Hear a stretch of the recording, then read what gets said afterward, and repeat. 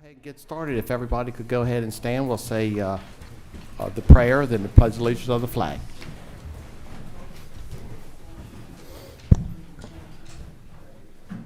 Let us pray. Most heavenly and gracious Father, we come to you this evening thanking you for yet another day. Lord, we thank you for all that have gathered here for this meeting on this evening. God, we pray for those in authority over us, Lord. We pray for our federal government, we pray for our state, our local government, and every elected official. Father God, we thank you for this council. We ask that you continue to lead, guide, and direct us. We pray for every family that's here. We ask that every burden be lifted and deliverance come and love be shed from heart to heart. Lord, we thank you for this day, and we ask that you continue to guide this council. In your Son's name we pray on this day. Amen. Amen. I pledge allegiance to the flag of the United States of America and to the republic for which it stands, one nation, under God, indivisible, with liberty and justice for all. Okay, we'll go ahead and get started on tonight's agenda, and I want to thank everybody for coming tonight. We got a big night, and I just want to make sure that everybody's respectful tonight, because we're going to give everybody a chance to say what they need to say at the end of the meeting. So let's respect everybody. I don't want any hollering or yelling or anything like that, or holding up signs, okay? Or I'm going to ask you to leave. So, but other than that, I appreciate you guys being here, and let's get started with the agenda. Okay. The agenda is here in front of us. Is there any deletions, corrections, or deletions to the agenda? Not here. Okay, hearing none, the chair moves that the agenda be accepted as unanimous consent. Okay, we've had the minutes in front of us on January 14th and 28th. Is there any additions, deletions, or corrections to the minutes? Nope. None? Okay. The chair moves that the minutes be accepted as unanimous consent. The next on the agenda is the disbursements of the February 4th and February 11th. And council's taking a look at that. Is there any? I'm sorry. Oh yeah, you're right. February 18th and February 25th. Sorry about that. Thank you, Keisha. Is there any deletions or corrections or additions to the disbursements? Okay. Okay, hearing none, the chair moves that the disbursements be accepted as unanimous consent. Okay. First on the agenda tonight is Lyndsey Ryan. Would you like to come on up? Is Lyndsey here? So I'm not Lyndsey. You don't quite look like her, you know? There she is. Okay. Yes, there she is. Okay. You tried, Brian. You tried. You tried. You tried. You can take this. Yeah. Okay. Brian and Lyndsey are here tonight to discuss some of the trap stuff that's been discussed throughout the last several months. So, Lyndsey, I'm going to turn it over to you so you can kind of give us brief to council on some of the stuff that's been brought up in the public and try to clarify for us, please. Absolutely. Yep. Are we good? And Lyndsey Ryan here on Yep. behalf of the town of Trappe. Thank you all for having us. Mm-hmm. We submitted a letter back in December, so I'm not going to go through every fine detail. But on behalf of the town of Trappe, we just wanted to come in front of the council and kind of reiterate what we've said in the past, that Paris Foods, which is a business within the town of Trappe, has been in the town of Trappe for decades. Yeah, maybe even a century or so. Came to the town of Trappe in January of 2021 with the idea of connecting the Paris Foods property to Trappe's wastewater treatment plant. Paris Foods at the time had a discharge permit for their own septic system, which they would need to renew in 2022. So they were in the process of reviewing different opportunities and options for what they would have to provide sewer to their property. When they came in January of 2021, the Trappe Council put it on the council agenda, of course, discussed the idea of connecting this property to Trappe's wastewater treatment plant. and ultimately decided and entered into an agreement with Paris Foods to have Trappe's consulting engineer review the discharge that was coming from Paris Foods to confirm, one, that Trappe had available capacity, and two, that the discharge coming from Paris Foods was of a level and a magnitude that could be treated by Trappe's wastewater treatment plant, and it wasn't going to have any adverse effects on Trappe's plant. So for the next 6 months, the town's engineer reviewed various daily and monthly discharge reports and monitoring reports, in addition to lab tests from Paris Foods wastewater treatment plant. And they ultimately concluded that the treatment from the Paris Foods was within the typical domestic influent wastewater strengths, and determined that the town had capacity. So in August of 2021, the town entered into another agreement to provide 16 EDUs to the Paris Foods property. The Paris Foods property was connected shortly thereafter and has been connected to the town since then with no issues.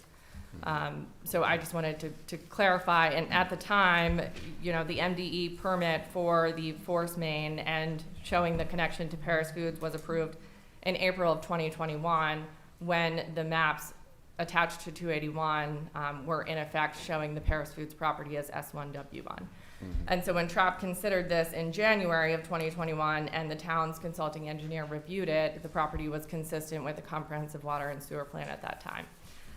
Recently, it's been brought to Trappe's attention that, you know, after the various maps and corrections and everything that happened after 281 related to properties in Trappe, the Paris Foods property was actually unprogrammed. And so we have since submitted an application to revise the comprehensive water and sewer plan to amend the Paris Foods property to S1 only. There is no future or current plan to connect that property to the town's water facility. They are served by an on-site well. So the Trappe Council considered the comprehensive water and sewer plan application in January of this year and approved it, and I have been working with representatives from Paris Foods to submit that application. That's great. That's great. Do you have anything to say, Nope. Ron, or you're good? Nope, You're she good? said it all. Okay, that's good. Okay, any questions from council? Or? I have a couple. Okay. The town, as you say, relied on the erroneous map that was attached to Resolution 281. So this application, when we entered into the agreement with Paris Foods to study the connection and then ultimately approved the connection, this was in August of 2021. The mapping issues with consistency within the language of 281 and shades of the colors on the map didn't really come to light until November of 2021. And at that point, we had already submitted the application and it just didn't come on our radar. But you were aware that the maps were erroneous by that time, by November of 2021. I don't believe that it was really brought to our attention. I know that there was speculation to the maps being erroneous, but again, at the time we were focused on Lakeside and the other properties. I don't think anyone at the time went back and said, oh, Paris Foods is actually unprogrammed, but let's not fix it. So my understanding was at the time that it came before us that 281 was law. And the map that was attached to 281 showed that Paris Foods was S1W1. And so, and then slowly things started receding with 281, but it wasn't when we were deciding about Paris Foods. So when we made a decision about Paris Foods, the map that was attached to 281 and 281 being law said that it was fine for us to do Paris Foods. And sitting in council and being shown an illustration that shows that this appropriate on the map, I understand, but you had legal counsel that understands the difference between the text and the map. That argument was authoritative. So that argument hadn't come to light yet. There was no discussion about the maps at 281 being incorrect. Certainly, had we been aware of that and looked into the issue, we wouldn't have approved the connection. But our understanding at the time, in looking at the maps, was that Paris Foods was S1. And You have said that there have been no violations since the time of the connection? I did not say there have been no violations. I said there have been no issues with the Paris Foods connection since that time. But there was, in fact, a letter from MDE last year about a violation that is related to No, the so discharge. there was a letter from MDE where it was indicating that the Paris Foods connection could have caused a rise in some of the discharge parameters. It was not proven to have come from Paris Foods. And you've proven that it was not? We have done samplings and determined that the rise in the discharge parameters was not coming from Paris Foods. Are you going to be requiring pretreatment on the Paris Foods for their discharge before it reaches the Trappe system? No, we have consulted with the town engineer and they don't believe that that's necessary at this time. But you haven't concluded what caused the violation? That's not what I said.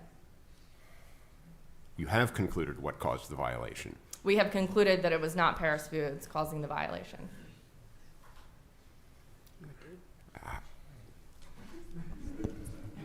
Interesting. Were there any other connections to the Trappe wastewater treatment plant made in the between the time the comprehensive water and sewer plan map erroneously showed some properties as S1 eligible for a connection and the time those corrections were made in the comprehensive water and sewer plan? Are you aware of any? Not that I'm aware of, but I'd have to go back and check with the town office. Thank you. I think for the record that would be Sure. worth knowing. Okay. It's your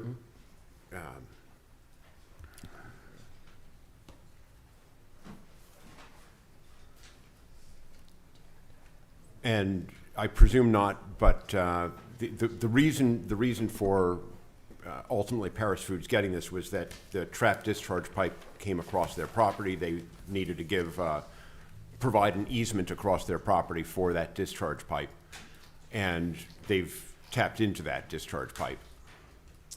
What was the question? The rationale for the opportunity for them to connect was because of a discharge pipe from Lakeside being led across an easement on their property. So there was certainly a force main from the Lakeside property to the town of Trappe. Whether Paris Foods would have come to the town of Trappe to run a force main to their property, I'm not sure. And is Lakeside still discharging in that pipe that runs across the Paris Foods property? No. I don't believe so. The town itself, when did you become aware of this illegal connection? So from our opinion, the connection was not illegal, or there was no act from the town to make it illegal. We believed that it was designated S1 when we approved the connection.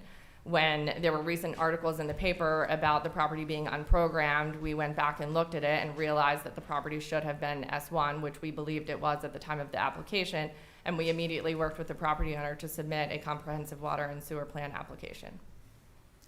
Are we taking steps to ensure that we won't have more illegal connections that aren't granted S1 in the comprehensive water and sewer plan? So what the town of Trappe does when looking at a connection, especially for a property that is not within the infill, which I will call areas close to the town office, is we look at the comprehensive water and sewer plan and make sure that it is designated S1 or W1, which is what we did at this time and what we'll do in the future.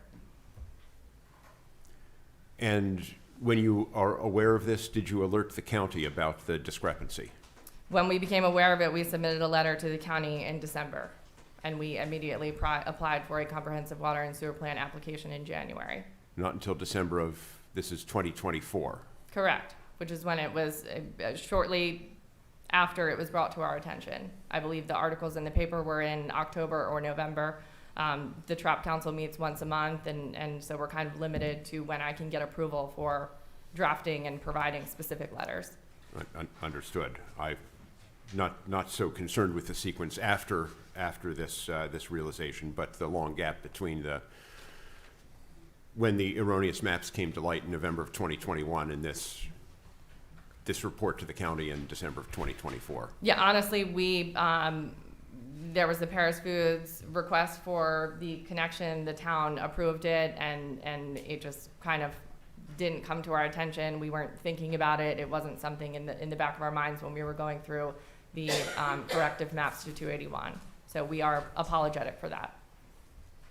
This was indeed a fault of the town that you erroneously allowed this connection at a time based on your reading of an erroneous map.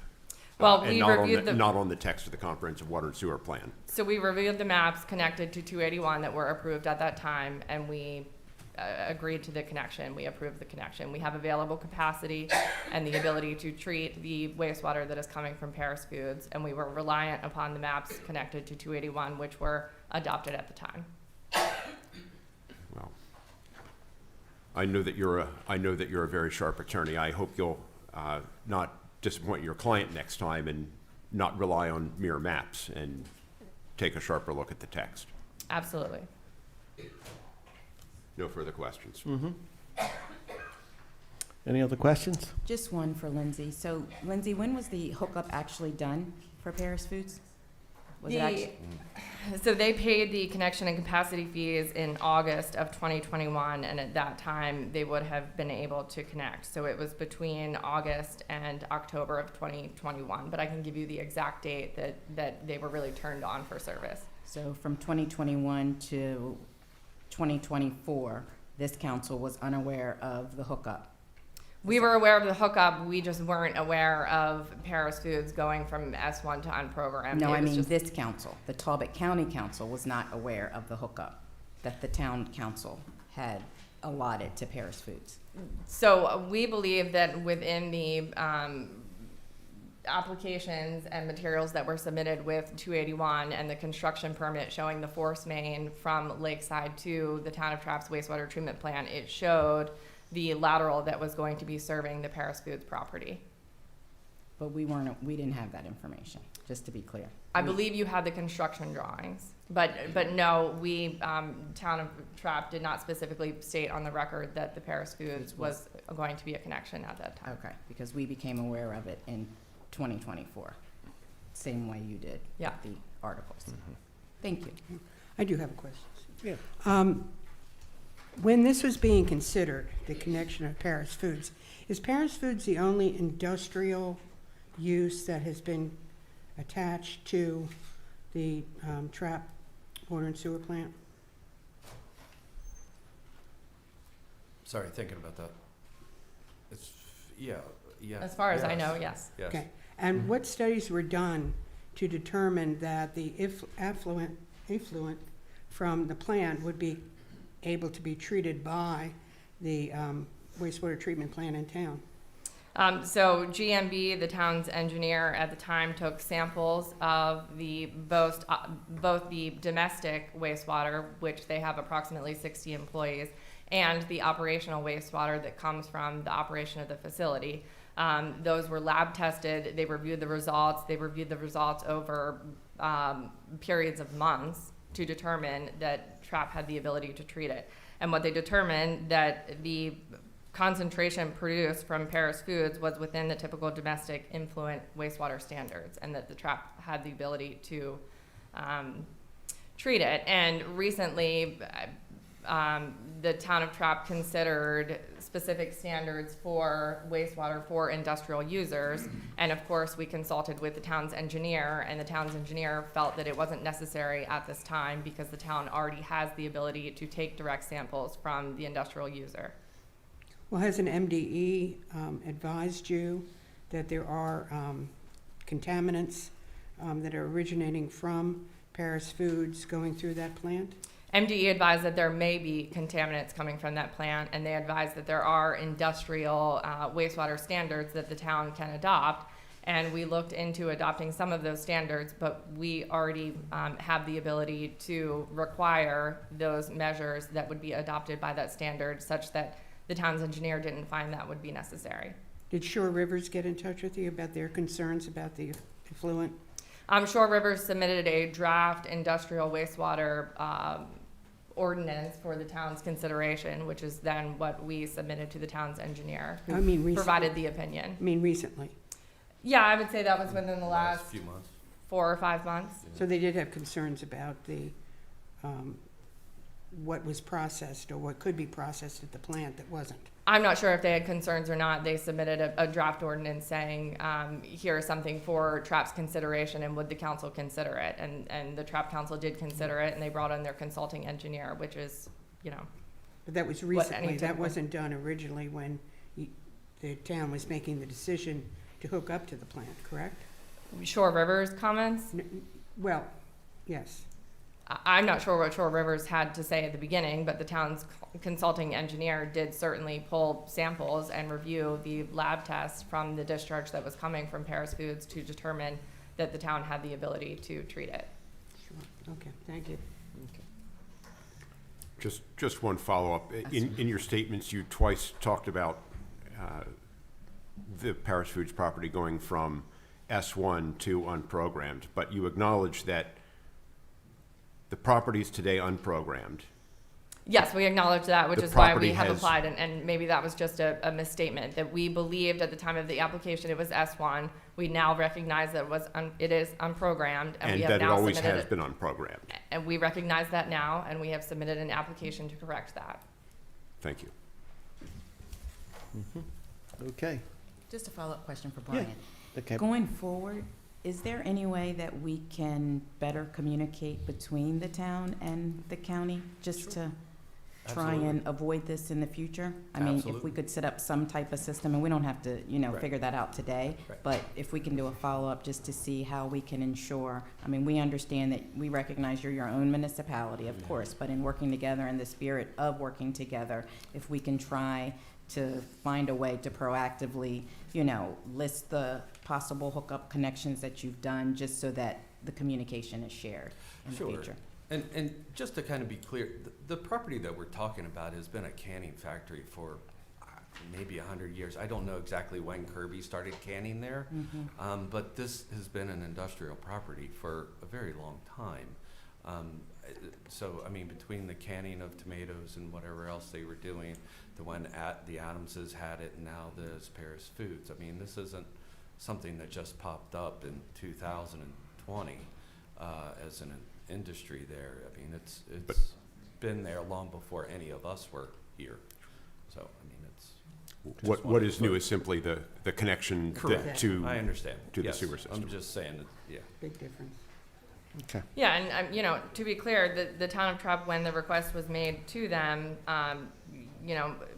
after the town's consulting engineer reviewed the discharge that was coming and determined that it wouldn't have any adverse effect on the town, it determined that it was in the best interest of the town and the property and the environment to connect to Trappe's wastewater treatment plant rather than having a sewage disposal on site. Okay. Sounds good. Anything else? Well, thanks a lot for clearing that up for us, and I appreciate it. Thanks Thank for you, coming. and Thanks we for will coming. work on a method of better Yeah. communication so that Thank both you. parties are aware in the future. That'd be Thank you. great. Appreciate you. that. Okay. Have a good night. You too. Okay. Good point. Okay. Next on the agenda is a certificate of recognition of the Teacher of the Year of 24-25. Come on up. There. She's not. How are you, Jeremy? Good, good, good, good.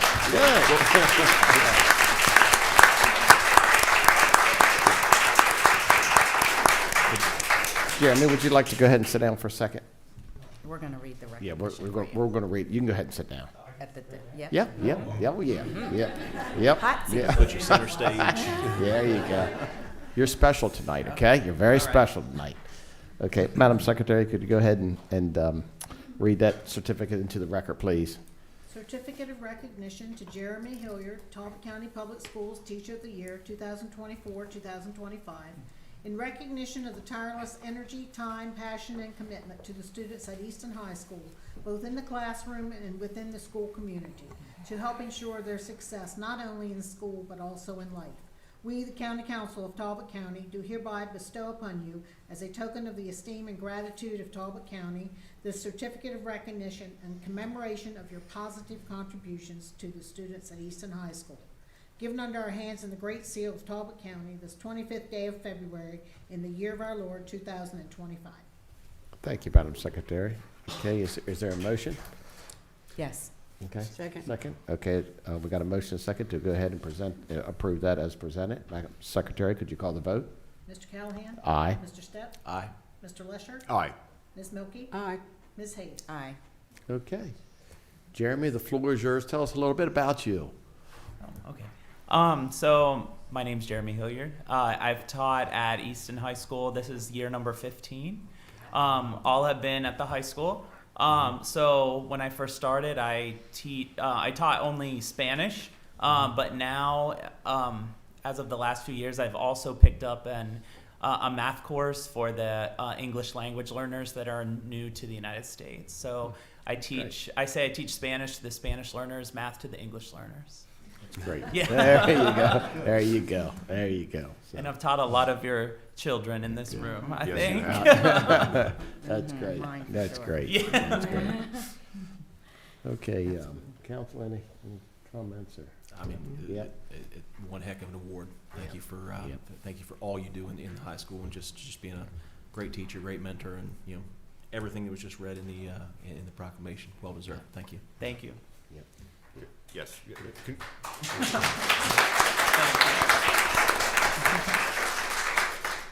Congratulations on this recognition and for all that you represent for the whole faculty. We know how challenging it is in public education today, and we are grateful for not only your service, but how it is recognized what outstanding service you are providing to our students. Thank you. Job well Yeah, done. yeah, Thanks for all you do. yeah, yeah. And Thank have you. done. Yeah. Well, congratulations on this again for being Yeah. Teacher of the Year. Thank Yeah. you. And yes, you taught two of my students and certainly helped them get into college with their Spanish classes. But I'm going to have to come to you so that you can help me with my Spanish. Okay. Because I got you. I'm a little rusty on that. But I want to know about those socks that you be posting Oh my goodness. on Well, today's social the media. Superman socks. Okay, Yeah. all right. Jeremy posts on social media all the time about his students and his socks. So Yeah, I I love kind of have following a goofy sock collection. that. Right. Yeah, it's become a whole thing in my classroom. Like, what socks are you wearing today? Well, congratulations Thank again, you. Jeremy, for all your hard work and Thank serving you. public Yeah, schools. Thank you. Well, congratulations, Jeremy. Come on up. We got an award for you.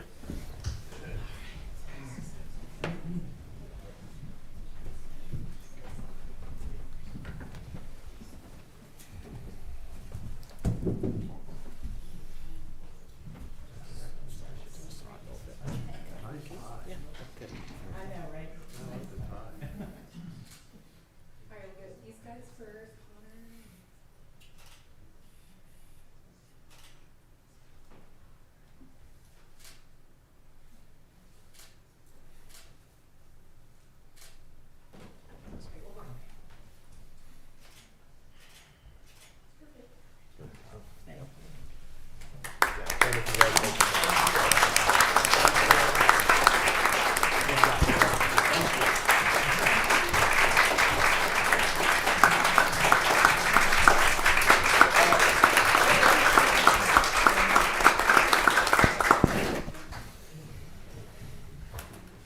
Okay, that was great.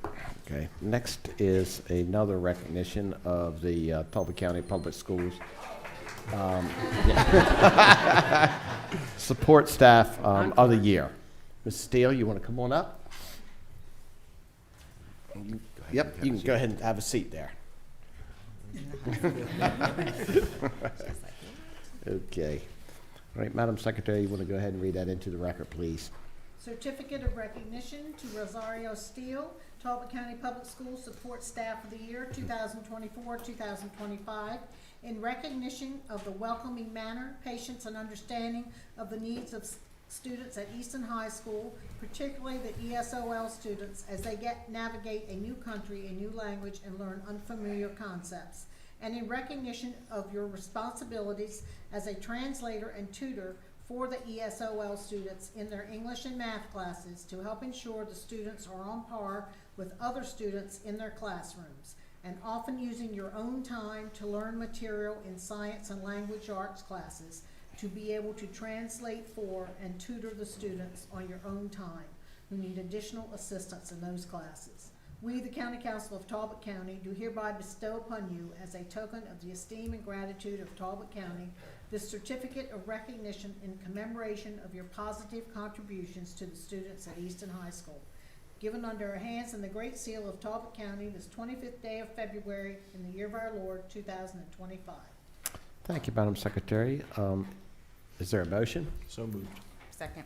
Okay, we've got a motion second to go ahead and present it. Approve, put it in the records. Madam Secretary, could you call the vote? Mr. Callahan? Aye. Mr. Stepp? Aye. Mr. Lesher? Aye. Ms. Milky? Aye. Ms. Hayes? Aye. Okay, good. Well, welcome. Thank you. Yeah, you want to just say a few words about it? Well, I have been an ESOL instructional assistant at Easton High for the past 7 years.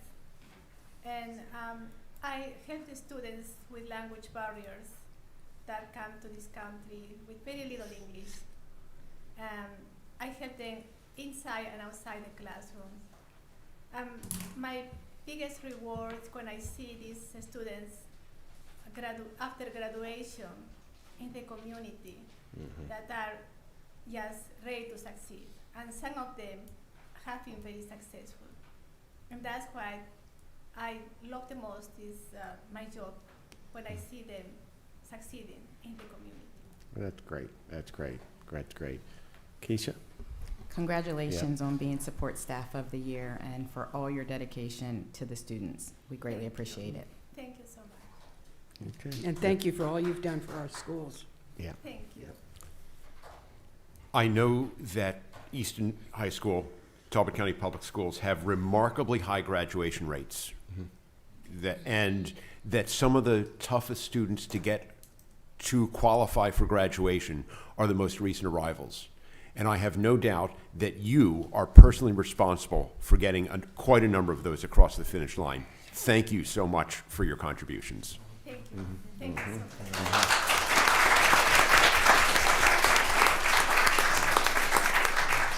And I will echo everything all of my peers have said up here. I mean, phenomenal job, well deserved.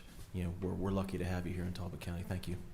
Thank you. We sure are. Come on up, we'll give you recognition.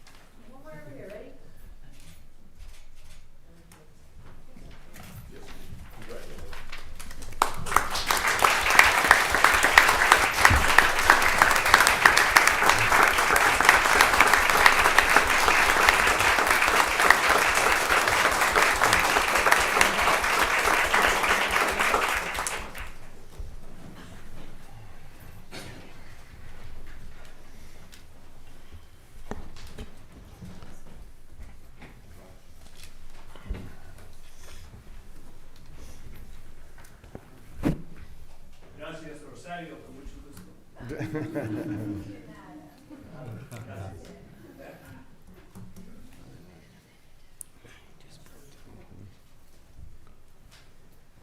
Okay, next on the agenda is Chesapeake College. Water's Edge. Water's Edge. Oh, I'm sorry, Water's Edge. Yep. Hold on, Cliff. Yeah, yeah, hold on, yeah.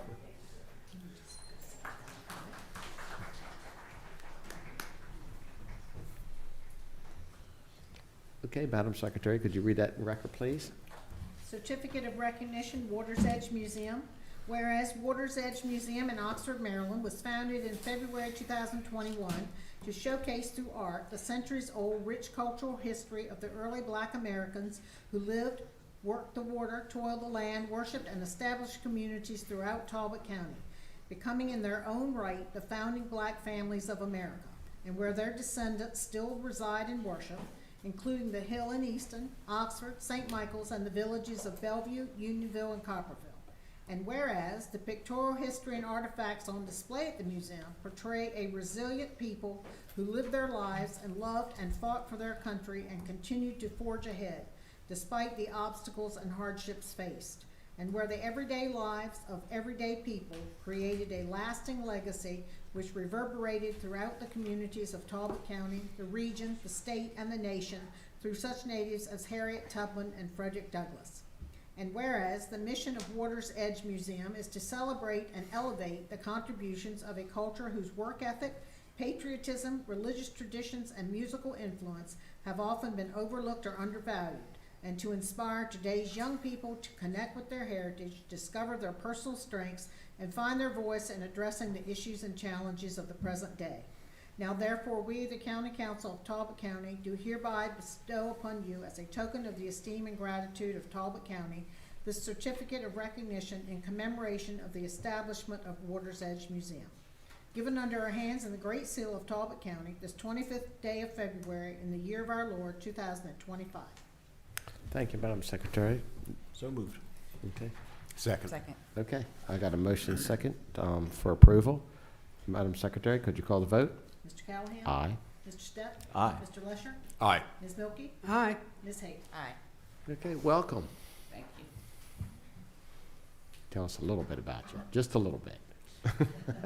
My name is Kay Brown, and I'm actually from Queen Anne's County. Oh, okay. I'm newly in the position as the Assistant Director at the Water's Edge Museum since, I really say just the very end of June.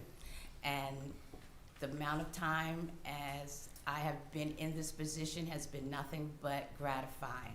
Mhm. And being able to network and deal and speak with people and hear their stories that come into our museum, it's a learning experience for me when they come in. Mhm. So we perfectly, absolutely welcome everyone.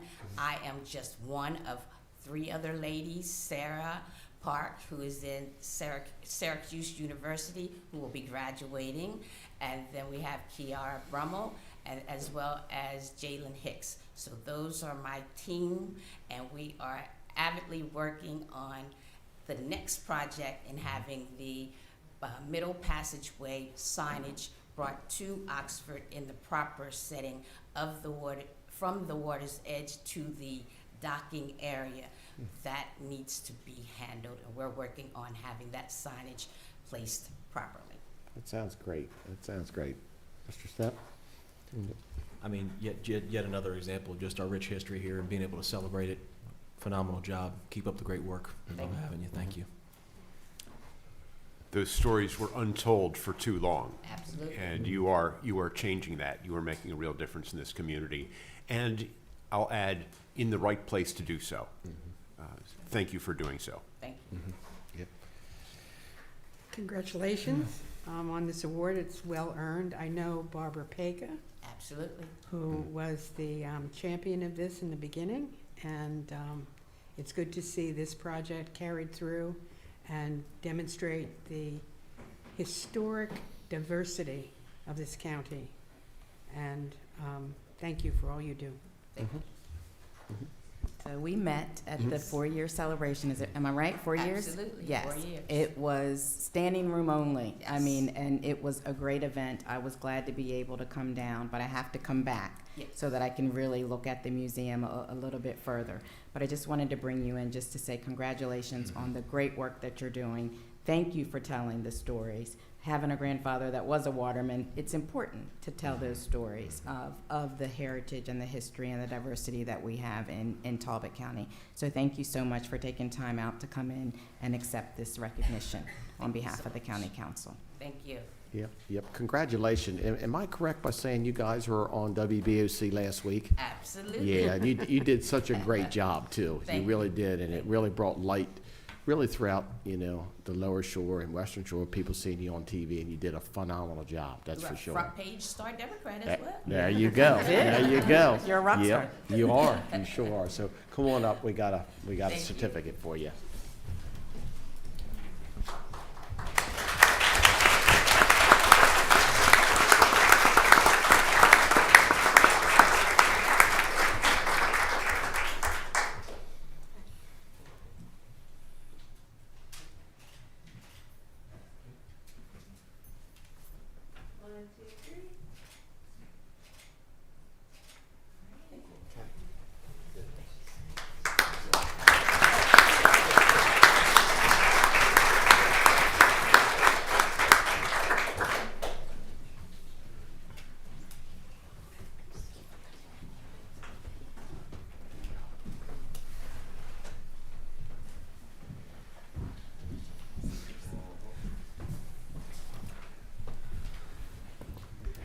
Okay, it's great recognitions, all these people, that's for sure. Okay, next on the agenda is Chesapeake College. He's outside. So,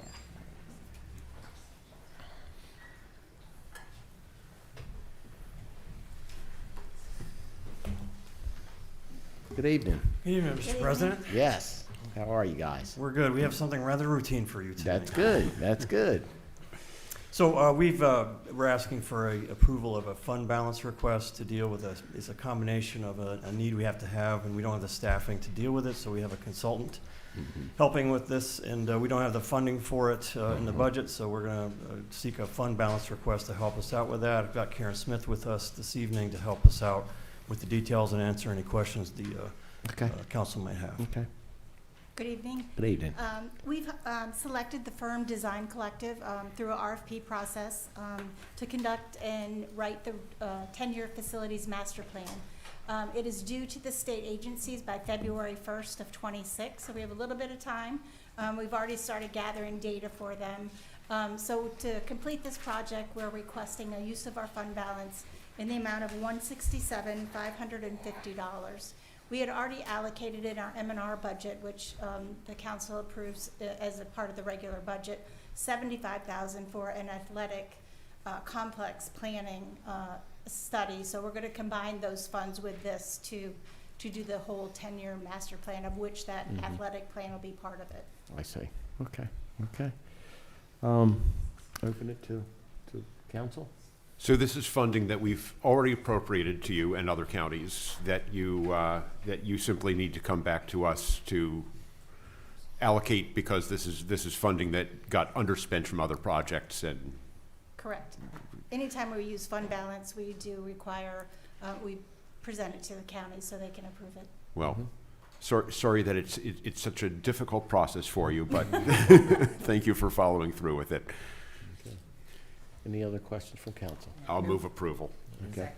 Okay, we've got a motion second for approval. Madam Secretary, could you call the vote? Mr. Callahan? Aye. Mr. Stepp? Aye. Mr. Lesher? Aye. Ms. Milky? Aye. Ms. Hayes? Aye. Okay, thank you, guys. Thank you. Okay, appreciate it.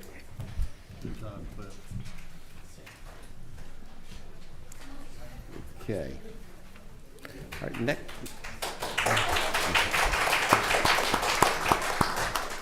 Okay, next on the agenda, introduction of administrative resolutions. Madam Secretary, could you read the first one, please? You want me to read it in its entirety or just the title? You can just read the title. Administrative resolution adopting and approving a general fund reserve policy for Talbot County, Maryland. Okay, welcome. Hi, good evening, Good Council. evening. Martha Sparks, Finance Director for Talbot County.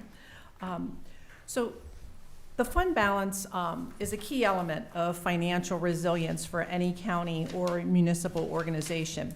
It helps to mitigate the impacts of unanticipated revenue shortfalls and provides a buffer for the unexpected expenditure requirements.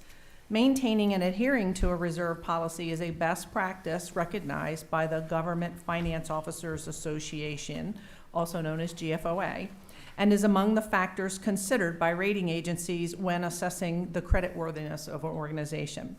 In 2023, the GFOA came out with a series of articles that described opportunities for reserve optimization beyond the one-size-fits-all guidance provided in its best practice.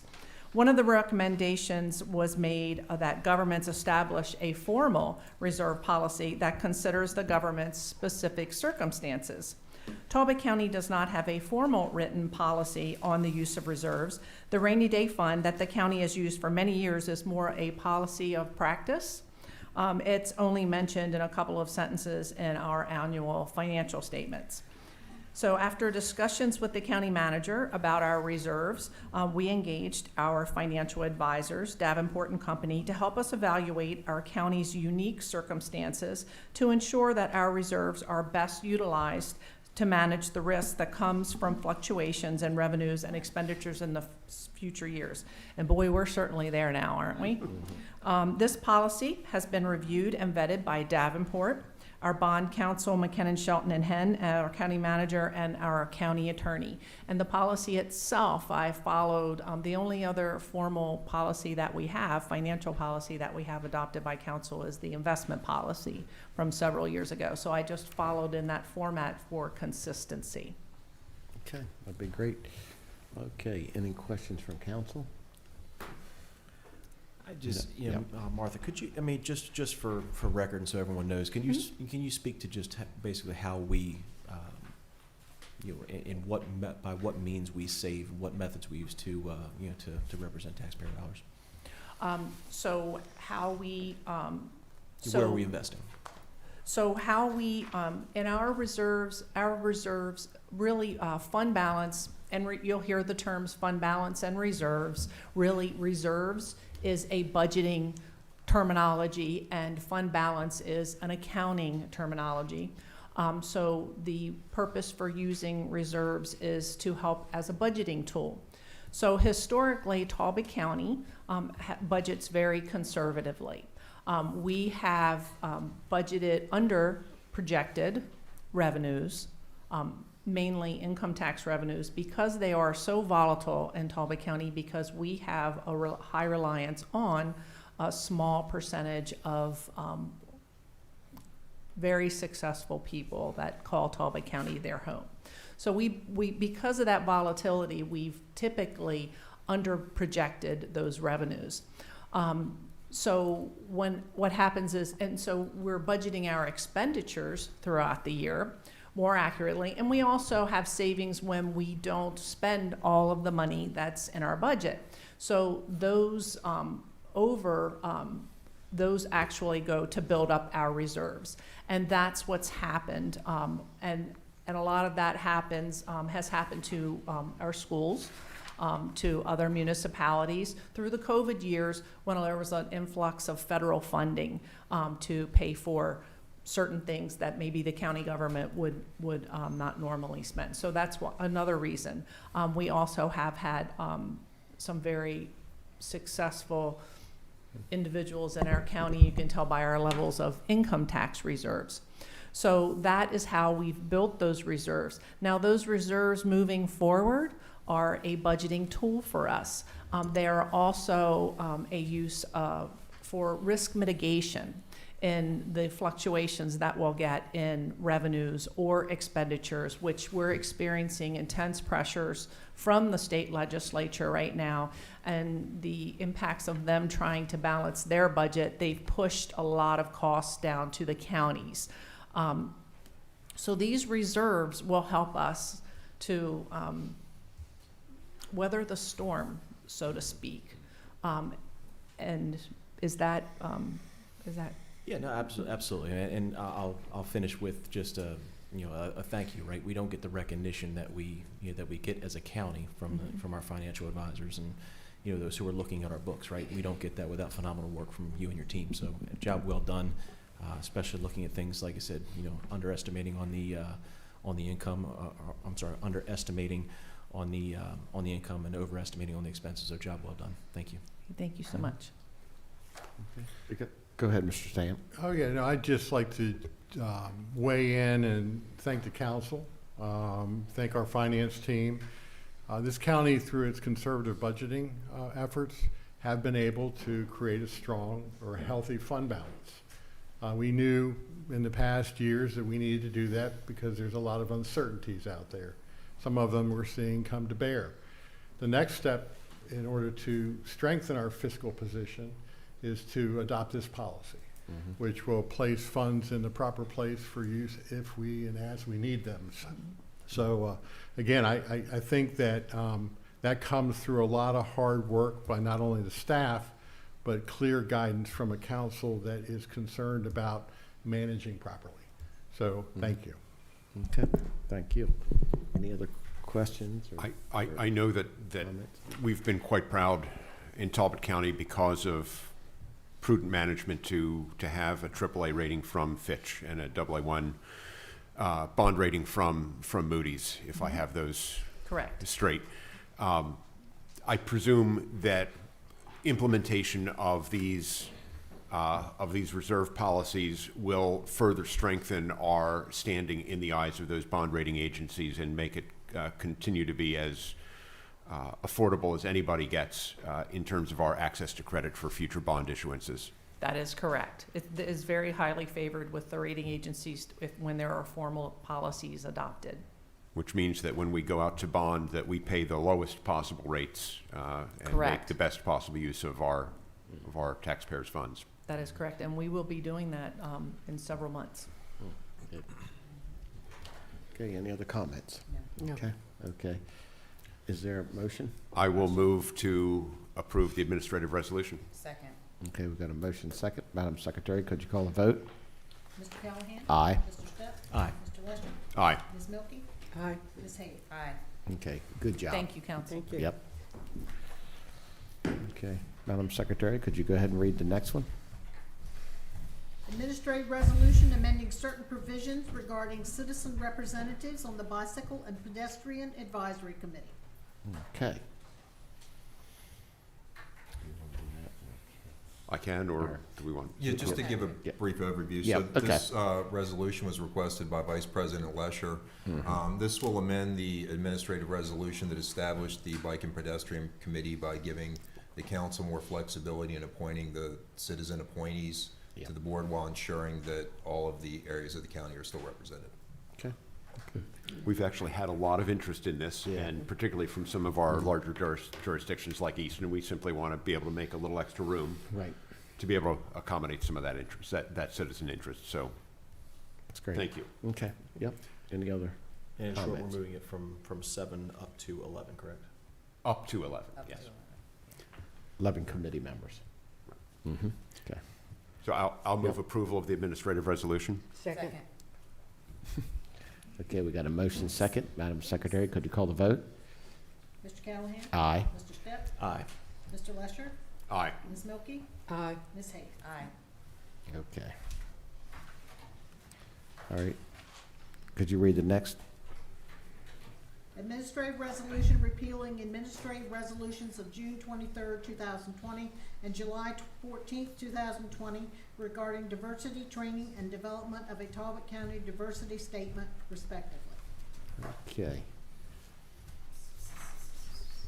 Co- Nope. You want to go ahead and comment? Yeah, so, Yeah. I'm the council member who has proposed this legislation. I've actually prepared a statement here I'd like to read aloud to everyone. So here we go. To begin, I'd like to thank everyone for being here tonight, as well as for sharing your thoughts and opinions on this matter over the course of the last few weeks. Filling the room like this is the Constitution at work, exercising your God-given right to freedom of speech and right to petition your government for redress of your grievances, both of which are upheld in the First Amendment to the U.S. Constitution. And Hey, excuse me, Dave. Okay. Could you sit down with that sign, please? I was told if I stood in the back. Well, you can't hold a sign up. I'm not going to allow it. Okay, I talked to Susan this afternoon. She said I should stand in the back. But you can stand, but you don't put the sign up. You can stand all you want. She said as long as I'm not, the protocol is as long as I'm not blocking anybody's view. The protocol is what I'm telling you. The protocol is what I'm telling you. No signs. It's on the council website. No signs. No signs. That's the way Susan explained it to me. She said as long as we're not blocking anybody's view, that's why she said to stand in the back. Okay, here's what you stand right outside that door and you can hold that sign up. Where? Right outside this door, right here. It's got a glass and you can, yes, outside that door. And you can hold it up all you want. Protocol. I'm sorry, it's like the public, it's on the public website. All right. And I checked with Susan Moran this afternoon, and she told me I should stand right here. Keep going. You okay? Oh, yeah. Okay. I'll restart this last sentence. Filling the room like this is the Constitution at work, exercising your God-given right to freedom of speech and right to petition your government for a redress of your grievances, both of which are upheld in the First Amendment to the U.S. Constitution and which all 5 of us up here are sworn to uphold on your behalf. Over the last few weeks, I've heard from many of you, in person, over the phone, and through letters and emails. Many in favor of this repeal, and many against. I will say I've learned a lot on this one, but what I've learned was not what I expected at all. Being and reminding everyone again here that this is a matter only affecting Talbot County employees, I expected to hear from many employees, and I did. All of our county employees that I spoke with were kind. They're hardworking and fully supportive of repealing these policies. I heard from a grand total of 0 county employees that requested to keep these DEI policies in place. I've unfortunately learned that many in favor of retaining these DEI-based policies, employee policies, those claiming to be tolerant and diverse and equitable and inclusive, like to spew hateful language when your obligations and ideas do not align with their political ideologies. To the contrary, those in favor of repealing these policies could not have been more polite and respectful. Folks, this is simple. Disagreement does not have to equal disrespect. I've learned that mathematical results speak louder than words when it comes to the effectiveness of having these 2 administrative resolutions in place over the last 5 years. Let's quickly look at one example. Our African American community, which census data shows Talbot County at 12.9% of our total population. In 2020, Talbot County's workforce was 17.5% African American. 5 years after implementing these policies, it is down to 15.8%. Mathematically, having these resolutions in place have been a failure in terms of diversity, equity, and inclusion. Talbot County has always been a great employer, and it will continue to be a great employer, with some of the hardest working individuals you've ever met working to serve you 24/7, 365. The Talbot County Employee Handbook on page 21 memorializes Talbot County as an equal opportunity employer, both in principle and in fact. Our ADA, anti-discrimination, and anti-harassment practices are all covered, and all decisions are based on individual qualifications without regard to race, creed, sex, or national origin. The same 4 matters already afforded every citizen in Talbot County, found in Section 102 of the Talbot County Charter. Folks, the Constitution and its amendments are not political tools. It is not there just for some Americans and not others. It is not there to be a weaponized tool. It is a living, breathing document enshrining the rights and freedoms to all Americans by our Creator, Almighty God Himself. I personally ran a campaign for this role based upon what I call the 5 F's: faith, family, freedom, fiscal responsibility, and fighting for you. This is fiscal responsibility and fighting for you at its core, protecting the millions of dollars, both in operational and capital form, that Talbot County receives from the federal government every year. Politically motivated DEI statements such as the 2 currently affecting our workforce are crumbling all over.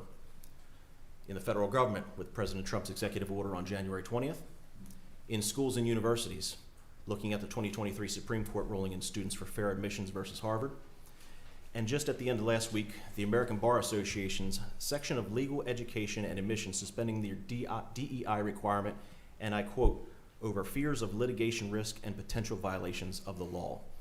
I'm guessing that the lawyers who grant the privilege for new lawyers to practice law understand a thing or two about the 14th Amendment, just a hunch. It's time we as Talbot County, the employer, stop letting a politicized DEI product get in the way of true and real unity that is displayed daily in all of Talbot County. The type of unity we all see in Talbot Day, a day that all 5 council members of this council adopted, which glorifies God and celebrates all, and I repeat, all Talbot County citizens. The type of unity that we see in our churches, our schools, our workplaces, and our volunteer organizations. The type of unity that even those with differing opinions should treat other with. And most importantly, the type of unity that Jesus commanded in Matthew 22, verse 39, love your neighbor as yourself. I'll end with the closing paragraph from my open letter on February 11th.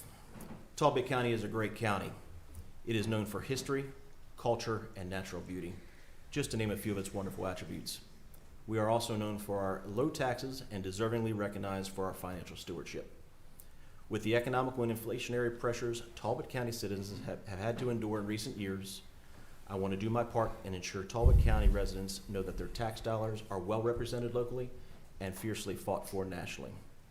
Thank you again for everyone being here, and I respectfully ask for a yes vote from my fellow council members on this administrative resolution today.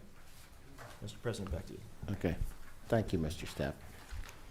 Any other comments from? I do want to thank the 128 citizens who've wrote to us urging us to be wary about repealing a policy statement that does not bind us or restrict us in any fashion, but could send negative signals to a workforce that we are hard-pressed to recruit and retain. Repealing this statement, which contains nothing that could be construed as objectionable, could have a negative impact on those efforts to attract and retain the best and most qualified workforce we can have for this county. And on the fiscal end, the idea that retaining the statement and annual report on training could disqualify the county from federal grants for example, airport modernization or rural development grants for broadband is based on either a misreading or lack of understanding of the recent White House executive order. So county funding is not at risk. Okay.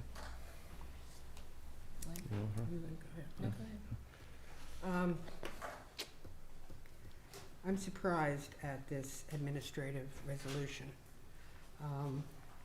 It is based on an executive order that President Trump has presented, but it hasn't gone through a legal process about whether that's even enforceable or permissible.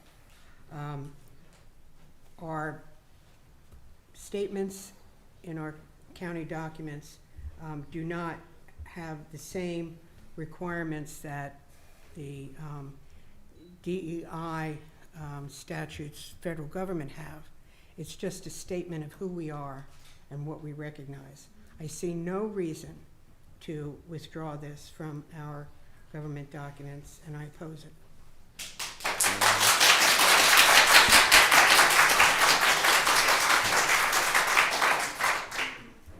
So sitting here as the double minority, I am diversity, I am equity, and I am inclusion as well. Sitting on this Talbot County Council as the double minority, we have to take a pause, and it's okay to say, let's step back, let's take a breather, let's put this on the table till the legal process has played out with this executive order. And so I'm gonna ask my fellow council member who, yes, we have done a great job of unity on this council and coming together and being considerate of each and every individual member here. So I'm gonna propose to Councilman Stepp that we pause, that we take a breath, that we gather information regarding how the county may be required to move forward regarding federal funding, and we wait for the legal process to play out. So that is what I'm asking Councilman Stepp to consider with his administrative resolution at this time.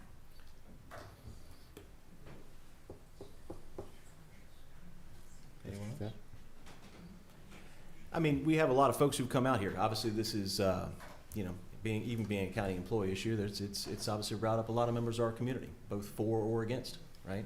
So if we want to take a look at that, and I would obviously love for everyone to have their stake during public comment, and you know, state their opinions. I mean, that's how this process works. That's what you elected us to do, is to be your voice. Mm-hmm. And you know, like I said, I'd love to hear what everyone has to say during public comment. So if we want to delay this a little bit and push a vote, then we can push it. Okay. I'm asking to Table it. table it Mm-hmm. and vote now and allow the people that are here that have come out to speak during public comments so that the public comments can be part of Yeah, I want them to. The record. Yes, Mhm. the record. Mm-hmm. It's fair So, enough. It's fair enough. there has to be a motion to table it, correct? Am I correct in that? At this point, yeah. By Mr. Stepp. Mm-hmm. I Yep. think it can come from anybody. And if you want, I'll go ahead and make a motion. Yeah. We'll table it for the time being, so we can make sure we hear everyone's comments, and we'll go from there. Mm-hmm. Is there a second? I second that motion to table it. Okay. Madam Secretary, we've got a motion, a second to go ahead and table this. Can you call the vote? Mr. Callahan? Aye. Mr. Stepp? Aye. Mr. Lesher? Nay. Ms. Milky? Nay. Ms. Hayes? Aye. Okay. Okay. Next on the agenda, Madam Secretary, we've got the public hearing. We've got resolution number 366. Resolution number 366, a resolution to amend the Talbot County Comprehensive Water and Sewer Plan to reclassify and remap certain real properties located on the east side of US Route 50, south of Dutchman's Lane, Easton, Maryland, shown on tax map 34 as parcels 128 and 175 from W3S3 and unprogrammed, respectively, to W1S1 immediate priority status pursuant to an application filed by Corrigan and Tripp Ventures LLC. Okay, Patrick, you want to help us? Is Brendan out there? Yeah, I think Yep. Ray's coming in. Is Ray coming Yep. in? Okay. So you wanted to vote on it? Yeah.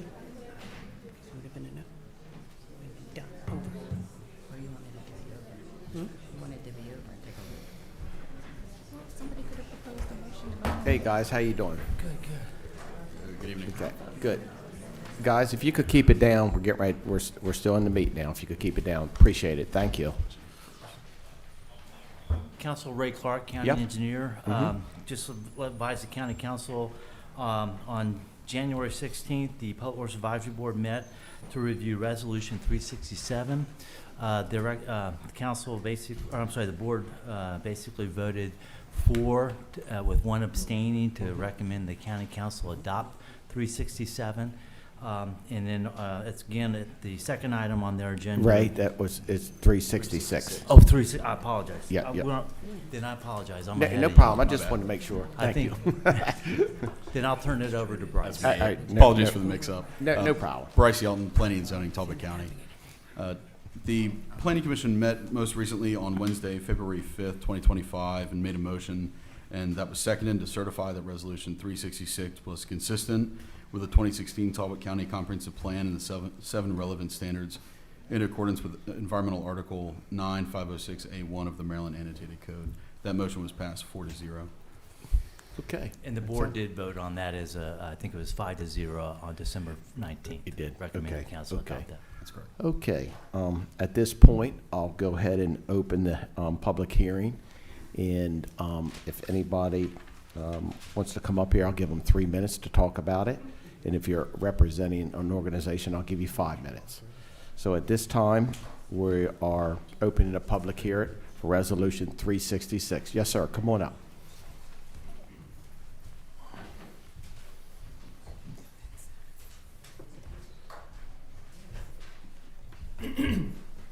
Good evening, Council. Zach Smith on behalf of the property owner, Corrigan and Tripp Ventures LLC, to speak in support of Resolution 366. And as the Council will recall, this property was annexed into the town of Easton last year, largely based on a commitment by the property owner to build some affordable housing on the site, something that the town and I think the county both recognizes is certainly needed in our community. We then came to the county council and sought a zoning waiver, which the county council unanimously approved, allowing the town zoning to become immediately effective on that property. And this is the next step in that same process, right, to update the comprehensive water and sewer maps to allow the town of Easton to serve the property with public water and sewer.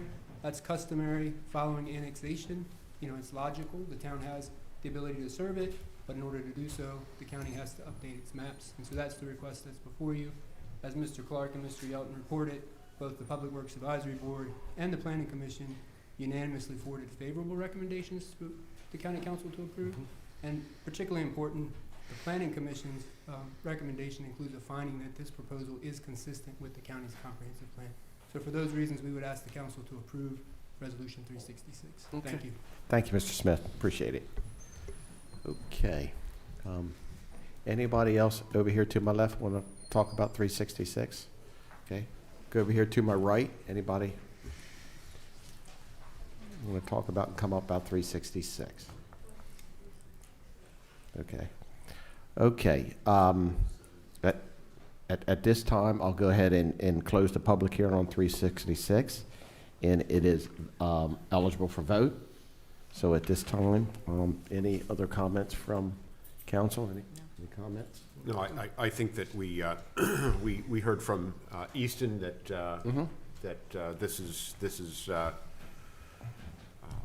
has passed muster with the town, is going to achieve some of their objectives in terms of affordable housing, is providing infill, or it is this recent annexation helped to move toward regularization of the town's boundary.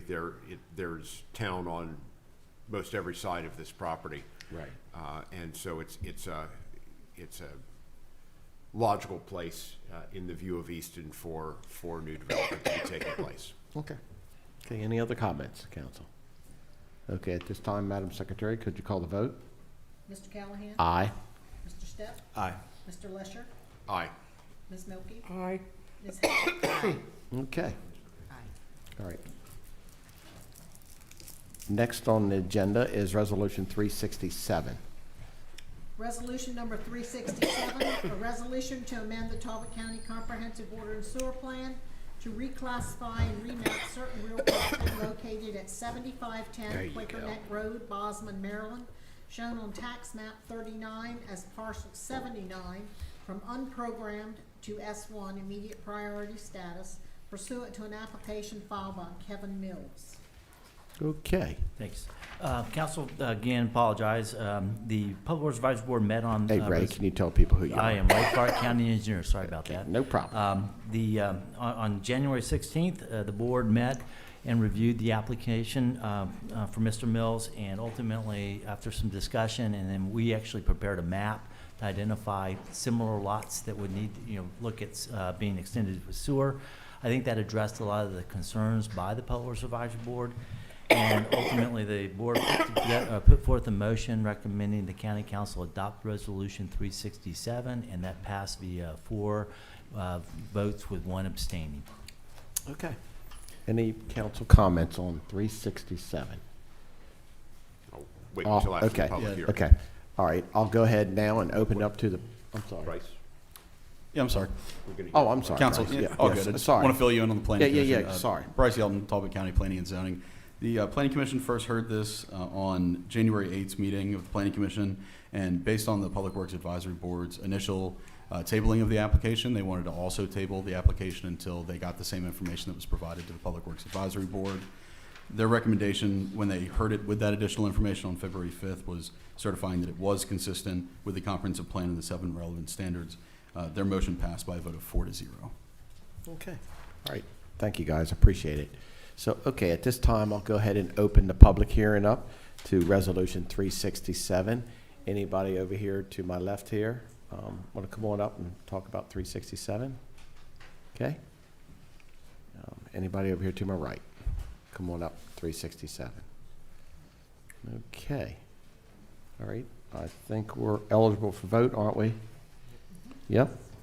So I'll go ahead and close the public hearing now and council comment. Yeah, this is one where this would be an extension to the Resolution 250 properties down the on the Bosman-Nevitt corridor. We do have a project now to extend water and sewer down there. We've been under construction with the force main on that project. We're getting close, I hope, to being able to provide connections along that corridor. This would be a further extension of that along one of the necks off of the Bosman-Nevitt corridor. And when Resolution 250 was constructed, it was done very carefully to ensure that we are not extending water and sewer to places that would facilitate development that might not otherwise happen. Now, while this is not a subdividable property, I am assured, I'm not convinced that it is not facilitating development that might not otherwise happen in terms of what can happen on this particular property. And so I remain skeptical and not ready to support this extension at this time. Okay. Any other council comments at this time on 367? Okay. All right, we're ready to vote on this. Madam Secretary, could you call the vote? Mr. Callahan? Aye. Mr. Stepp? Aye. Mr. Lesher? Nay. Ms. Milky? Nay. Ms. Hayes? I have a question. Planning Commission approved Yes. and Public Works Advisory Board approved. Yeah, but there's one board said no. One board member on Public Works Advisory? Okay, all right. Oh, I guess I'm up for a vote, huh? That's okay. Yes. Okay.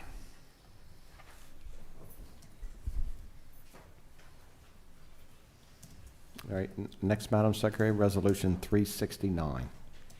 No, 368. Oh, is it 8? Okay, I'm sorry. Yep. Resolution number 368, a resolution to amend the Talbot County Comprehensive Water and Sewer Plan to reclassify and remap certain real property located at 4502 Old Trappe Road, Trappe, Maryland, shown on tax map 54 as parcel 302 from unprogrammed to W1S1 immediate priority status pursuant to an application filed by Brian Haas. Again, Ray Clark, County Yep. Engineer. Public Works Advisory Board met on January 16th to review this application. Again, they needed some additional information from the town of Trappe. One of the things that they learned from the town of Trappe, it would only be for one EDU or equivalent dwelling unit at this point in time. So that was one of the informations that the board was trying to find out. After receiving that information, as well as some additional information as it related to the, I guess this is zoned light industrial. The Public Works Advisory Board made a recommendation to the County Council to adopt Resolution 368, and that went via 4 votes for and 1 abstaining. Okay. Council, thank you. Bryce Yelton, Talbot County Planning and Zoning. This property is within the municipal boundaries of the town of Trappe, and this is one of their only industrial parcels that are zoned within the county, or within the municipality. And so this was annexed back in, I believe, in 2007 by town resolution, and then the rest of the property was finished up annexing in 2023. With that, it's fully within the town of Trappe, and the Planning Commission initially heard this in their January meeting and passed a motion to table it until they received additional information, as well as the things that the Public Works Advisory Board had requested. After hearing and reviewing the documents that they had requested, and considering that only 1 EDU for the water and sewer service would be granted to that parcel at this time, they voted to pass a motion that it was consistent with the comprehensive plan and the standards, the 7 relevant standards in the environmental article. That motion was passed by a vote of 4-0. Okay, that's great. Thank you, guys. Before you go, question. Under the comprehensive water and sewer plan with this change, is that single EDU, is that wired into the comprehensive water and sewer plan? Does it require a water and sewer plan amendment to say increase that to 5 or 10 or any other number? Typically with the county, what we've done in the past is actually requested that be increased in the number of EDUs. We've done that on county applications to where we've only had 1 EDU provided to a parcel. And then if it comes back, we've asked them to come back with an application to increase that number of units.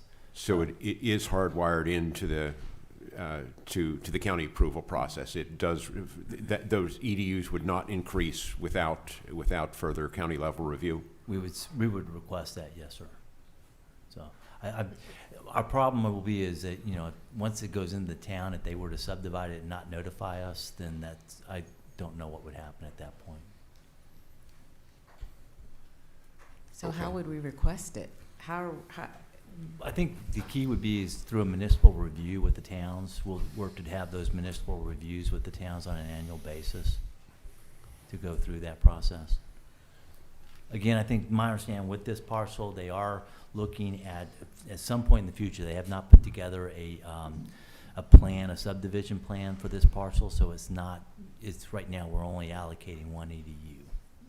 So we don't know what that potential subdivision plan would be. But wouldn't we want to have a plan in place for the process of them coming back to us for additional EDUs, considering what we just went through in the beginning of the meeting? And that's where I think the county, has, the Public Works Advisory Board was requesting how many EDUs were being allocated to this parcel. So that came from the town, it was 1 EDU. Okay, thank you. What is the size of the property?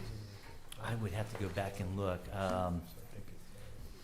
It's approximately 32.73 acres that was originally annexed in 2007, and there's a remaining 5.125 acres that were annexed to the town in 2023. So that would be around 38 acres, Okay. roughly. And so, if I understand you correctly, they could come back at a later date and ask for, propose a subdivision. Exactly, and with additional ADUs. And also, is this property located by the Rural Museum? I think it is. I believe It's so. close. Is that I near think Old it is. Trappe Road? Isn't it adjacent Okay. to it? Yeah. I believe so. Yeah. So. Mhm. Yeah. That's where it is. Potential contradiction, but anyway. Do we have to make a decision on it tonight? I mean, we could table it. I mean, it's up to you guys. You want more information on it, you're thinking? I'm just concerned about the EDUs and then Well, not. they would have to come back to us Not- anyway. They would have to come back to us for more. I don't have faith that that's You're gonna happen. you're saying that they're asking for one. And that's what we received from the town, that they would be allocating one EDU for this For property. that 38 acres. Yes, sir. But if they Well, want to, That the town could do it later. They could submit something to us, you know, as long as we're aware of that, yes. And we for would more work- EDUs, For more EDUs, yes. they would have to come to us. Yes. It is the county and not the town that awards EDUs? It is the town that would award the EDU. So they would have to receive that subdivision plan in order to know how many additional EDUs would be, I guess, being developed. Well, in this maybe, We need a process. I think we need a process. it's either that or we need to put it in a resolution Yeah. and back it up and I- put that in yeah, the I think resolution. that would be. if- I'll move, You Yeah. know, I'll move resolution 368 to the table. okay? Is there, Second. okay? All right, we got a motion and second to table this. Okay? Who's second? I think Lynn Lynn. did, yep. Okay. Okay, so 368 is tabled, okay. All right, next would be, Do we need to vote on it? I'm sorry, yeah, sorry about that. Madam Secretary, could you call the vote? Mr. Callahan? Aye. Mr. Stepp? Aye. Mr. Lesher? Aye. Ms. Milky? Aye. Ms. Hayes? Aye. Okay. Okay, thank you, council. Okay, next would be 369, Resolution 369. Resolution number 369, a resolution to formally decline to accept the offer of dedication for the Paper Street portion of Root Avenue as shown on a subdivision plat entitled Map Showing Harrisonia Property of S.T. and George J. Harrison, Tilghman Island, Talbot County, Maryland, dated November 1927, and recorded among the land records of Talbot County, Maryland at Liber CBL 212, folio 394, and to authorize the execution of a quitclaim deed to convey a 6,000 square foot portion of such paper street adjacent to 5419 Rood Avenue, Tilghman, Maryland, being all that portion of Rood Avenue between parcel 1 and parcel 9 of Talbot County Tax Map 44 to the owners of such property, Jorge A. Ramirez and Christina E. Rilke, for no monetary consideration. Okay, welcome. Good evening, Council. Good evening. My name is Edward Shire on behalf of the property owners. I'm with McAllister, DeTarsha, Walter Walker. I think Brendan Mullaney has been working on this matter with your attorney, Patrick Thomas. I'm here to answer any questions you may have. First, I want to make sure everybody understands. I want to open this to public hearing. 3 minutes for single person up here, and then 5 minutes for organization. So, sir, no, you're good. You can stay up here. Go ahead. Go ahead. You're good. You got 5 minutes. Well, sorry. Yeah. My client owns. Well, see, you're shocked at our new clock, is what it is. We got brand new clock here. You know. It's very nice. It's very clear. I represent the property owners. They own 2 parcels. There is a small strip, around 6,000 square feet of county land that serves as essentially their driveway. It services no other lots or parcels behind it. Currently, my understanding is there's an unimproved parcel and then a parcel with a residential structure that is owned by my client. The unimproved parcel right now might be arguably non-conforming. Combining the two would make it more in conformity with the county's zoning code. And also, our client intends is prohibited, as it's currently platted, is prohibited from constructing any ancillary structures. So if there's an intent in the future to explore installing a pole on the unimproved parcel, as well as solar panels, and that's something that he would like to explore but cannot presently explore due to this one strip of county land. Did you want to add anything? Yeah, so just to clarify, so Yeah. the land that the attorney for the applicants is referring to, it's a paper street. It only exists on a plat. It's most of it's unimproved, it's not owned by the county. These are not county-owned roads. They're not part of the county roads inventory. But because they're on a plat, it's an offer of dedication of the land to public use. So, and that paper street being there prevents them from consolidating their properties into one property and being able to use it accordingly under the zoning code. So this just takes the county out of the equation and gives them a quick claim deed for whatever interest the county has, which is to say, in this case, none. I see. And lets them move forward in that process. Okay. All right, thank you. Appreciate it. Okay, any other person like to come up and talk about 369? Okay, I'll go ahead and close the public hearing on that, and I think that's eligible for vote too, isn't it? Okay, so Madam Secretary, could you call the vote? Mr. Callahan? Aye. Mr. Stepp? Aye. Mr. Lesher? Aye. Ms. Milky? Aye. Ms. Hayes? Aye. Okay. All right, next on the agenda, we got some bills. Bill number 1580. Madam Secretary, could you read that, please? Bill number 1580, a bill to authorize the improvement of athletic fields at public schools within Talbot County. Okay, I'll go ahead and open that up to public hearing. Like I was telling everybody, 3 minutes for individual and 5 minutes for organization. And come on up if you want to talk about Bill 1580. Come on up. Kevin, I know you want to come up and talk about it. You know, I know you want to come up. You're good right now. Okay, you're good. That's good. That's good. Would anybody else like to come on up? Okay. Okay. Or do we keep, or this isn't, a third voter. We're third reader on this one. Yep. Yep. Okay, so Madam Secretary, we got to go ahead and go to third reader on this. We need a motion to do so. Yep.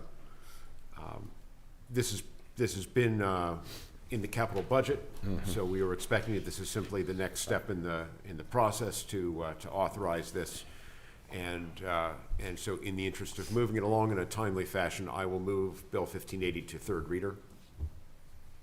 Okay. Okay, we got a motion second. Madam Secretary, move that to third reader, please. Mr. Callahan? Aye. Mr. Stepp? Aye. Mr. Lesher? Aye. Ms. Milky? Aye. Ms. Hayes? Aye. Mm-hmm. Now I have to read the title again. Yeah, could you read the title again? Bill Yep. number 1580, a bill to authorize the improvement of athletic fields at public schools within Talbot County. It's now eligible for vote. Yep. Okay. Mr. Callahan? Aye. Mr. Stepp? Aye. Mr. Lesher? Aye. Ms. Milky? Aye. Ms. Hayes? Aye. Okay.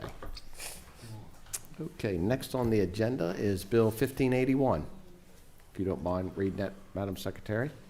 Bill number 1581, a bill to authorize replacement of the auditorium lighting system at Easton High School. Okay. I'm going to open it to public hearing. Would anybody love to come up here and talk about those lights? Because we've been hearing about it for years. We definitely need them, that's for sure. We definitely need them. Yes, exactly. Yep, so. Okay, and I think this is eligible for third vote, so need a motion? This is something that we heard about during the budget hearing last Correct. May. And again, this is moving it along. So in the interest of doing so, I move Bill 1581 to third reader. Second. Okay, we got a motion second. Madam Secretary, call the vote. Mr. Callahan? Aye. Mr. Stepp? Aye. Mr. Lesher? Aye. Ms. Milky? Aye. Ms. Hayes? Aye. Okay. Madam Secretary, could you call the vote? No, Oh. read the title. Read the title and Bill then number vote. 1581, a bill to authorize replacement of the auditorium lighting system at Easton High School. Okay. Now you can. Now we call the vote. Mr. Callahan? Aye. Mr. Stepp? Aye. Mr. Lesher? Aye. Ms. Milky? Aye. Ms. Hayes? Great. Aye. And I will say that's huge for the auditorium, so I'm glad that went through, and that's going to be big for the school, that's for sure. Okay, next up is 1582. Bill number 1582, a bill to authorize replacement and improvement of interior lights at St. Michael's High School. Everybody needs lights now, you know, everybody. Yeah, exactly. All right, so I'm going to open that up to the public hearing. Anybody want to come up and talk about St. Michael's lights at the school, 1582? You're welcome to come up. Try our new clock or something, you know, be good. I think we're getting. I think we're getting. Try it out here shortly. Yeah, it's doing its work. Okay, it's eligible for third reader. I move Bill 1582 to third reader. Second. Okay, we got a motion second. Madam Secretary, could you call the vote? Mr. Callahan? Aye. Mr. Stepp? Aye. Mr. Lesher? Aye. Ms. Milky? Aye. Ms. Hayes? Aye. Okay, let's read those lights one more time.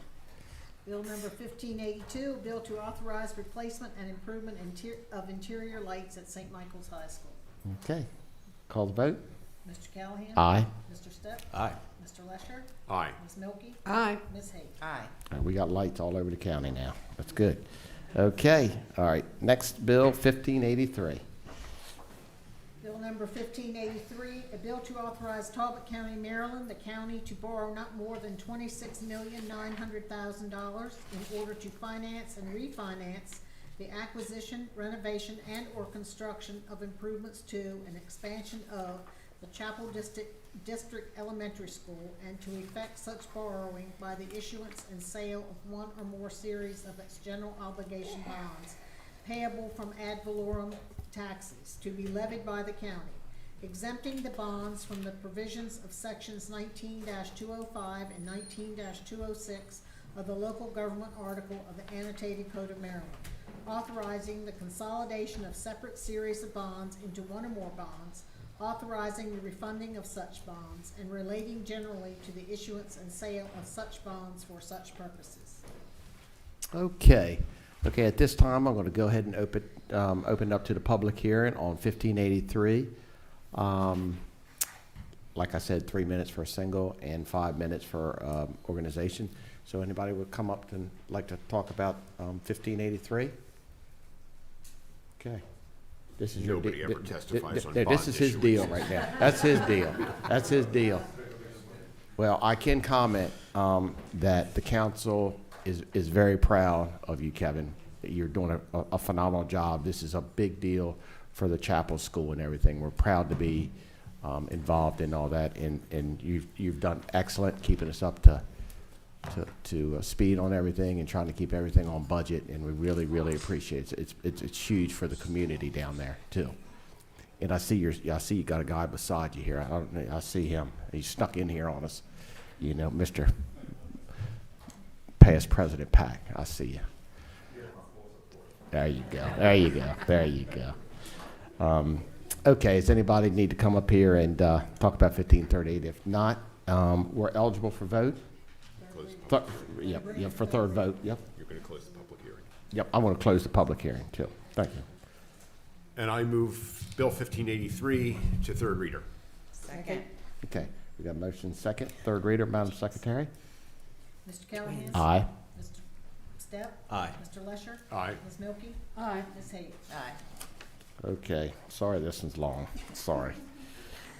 Bill number 1583, a bill to authorize Talbot County, Maryland, the county, to borrow not more than $26,900,000 in order to finance and refinance the acquisition, renovation, and/or construction of improvements to and expansion of the Chapel District Elementary School. And I to move that so much be considered a reading. Okay.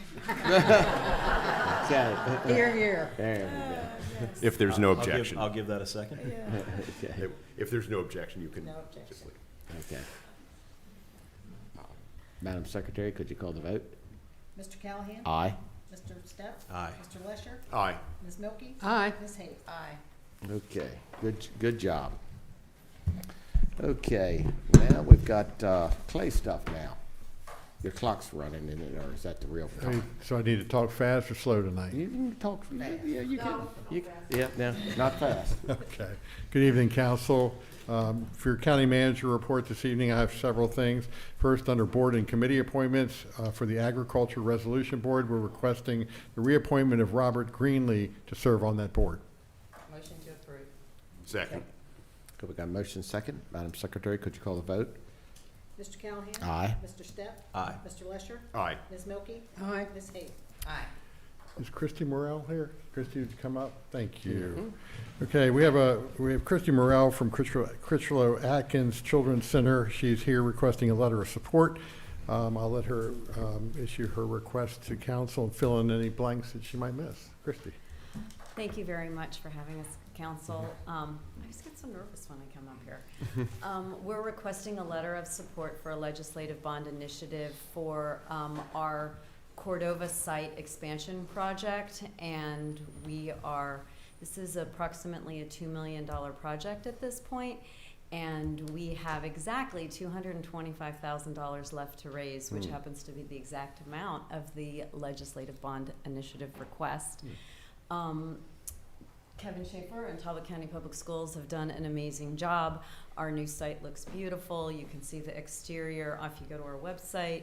We will double the capacity of before and after care children that we can care for, and have a 3-year-old classroom that, if and when qualified, we can participate in the Blueprint, Maryland Blueprint expansion, the public-private expansion.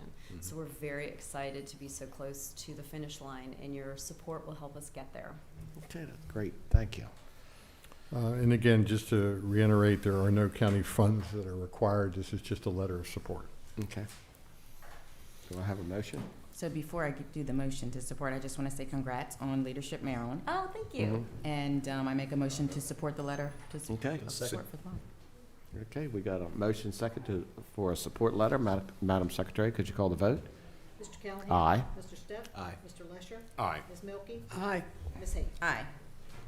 Okay, good Thank job. you, Christy. Thank you. Good job. Thank you. And council, I'll invite Mr. Herb Kane to come forward for Upper Shore Aging. They're here to request some additional funds to cover unanticipated costs related to their congregate and Meals on Wheels program. He'll speak to that. I'll fill in where there might be any blanks. Welcome. Oh, Corey. And we have Corey Pack, former president of the council. Yeah, we got I him. know he misses the county He manager does. report. He really does. Mr. Pack is the vice president of the Upper Shore Aging Board of Directors, so he's here for support. Good evening, council. Thank you for hearing me. Upper Shore Aging is required to rebid its food contract every 2 to 3 years, and our past food contract expired the end of September 2024. Previously, we had two separate vendors.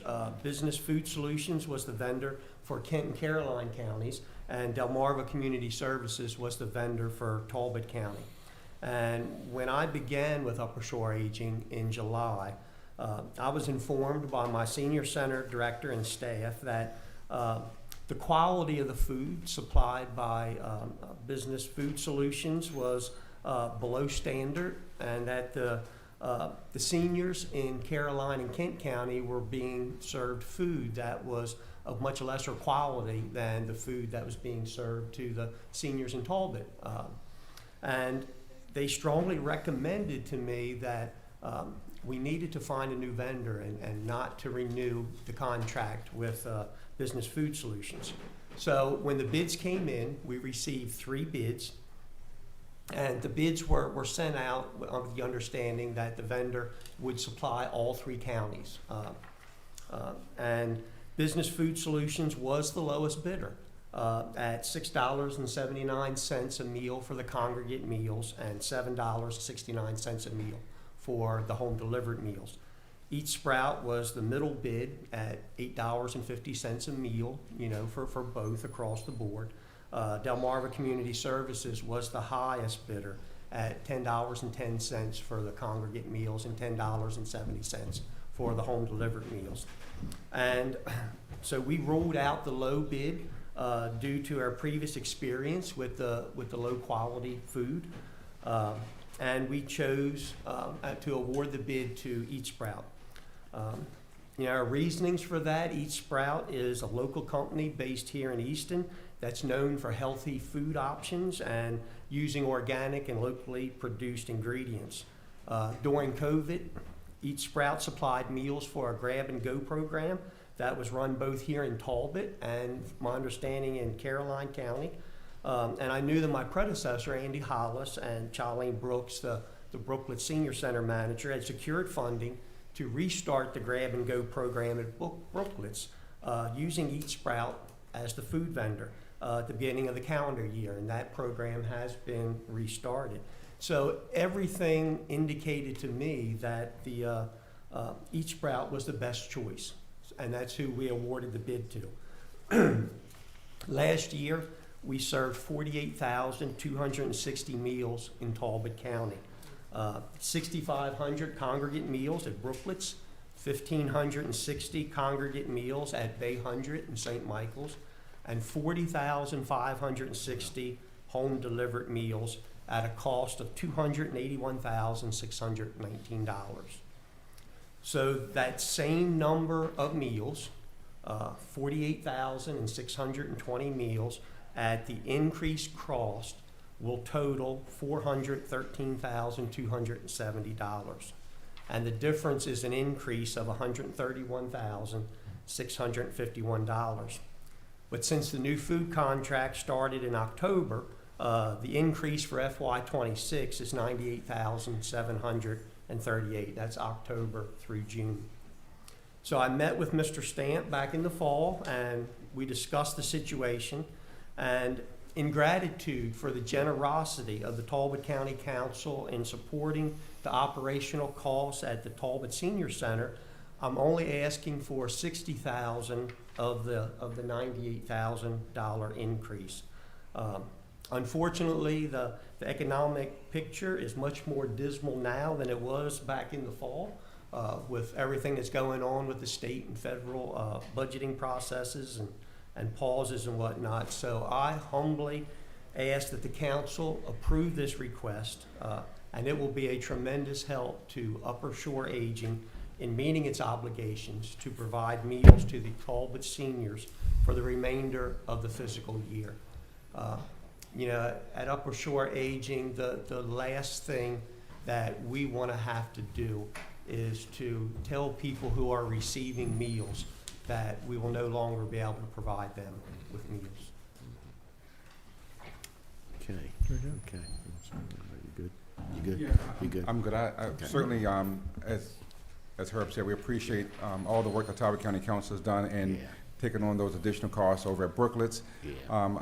One of the things I think Herb and I discussed trying to do is to hold the number going into fiscal 26, and perhaps not take on any new people until we can see our way through this fiscal dilemma we're facing right now. Yeah.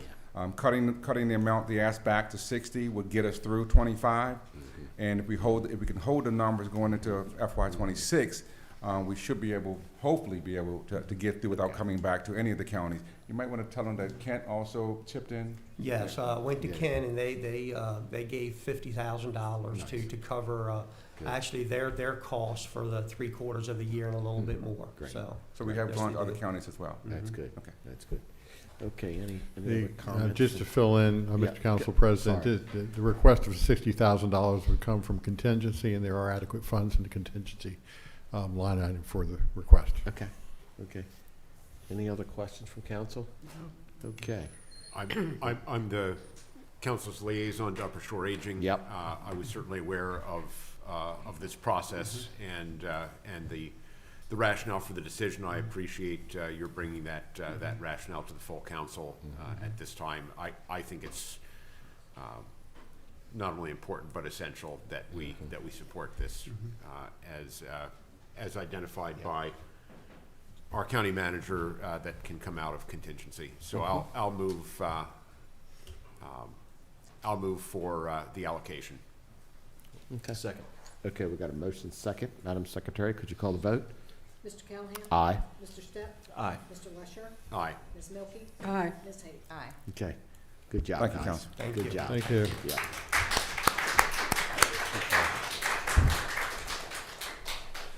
Council, the next item I have is from our roads department. I'll be standing in for our roads superintendent, Mr. Brian Moore. Okay. The roads department is seeking council approval to extend the terms of a bid with Asphalt Emulsion Industries LLC through the term of June 30th, 2026. Terms are $2.63 per gallon delivered, $2.98 per gallon delivered and applied for emulsified asphalt. This is an annual request, and we're seeking Okay. council's approval. Okay. Do I have a motion? Yeah, so moved. Second. Okay, we got a motion second. Madam Secretary, could you call the vote?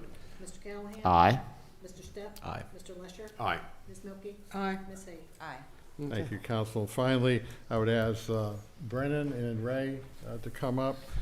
We have Public Works and Planning and Zoning. They're requesting council approval to award a construction management services to Tilghman on the Chesapeake Resilient Green Infrastructure Project, and they'll fill you in, and I'll fill in wherever they might miss.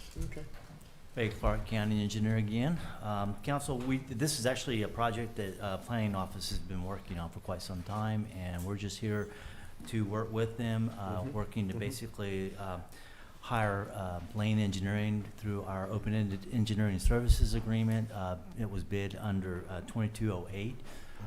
The estimated amount that was budgeted for these services was $110,000.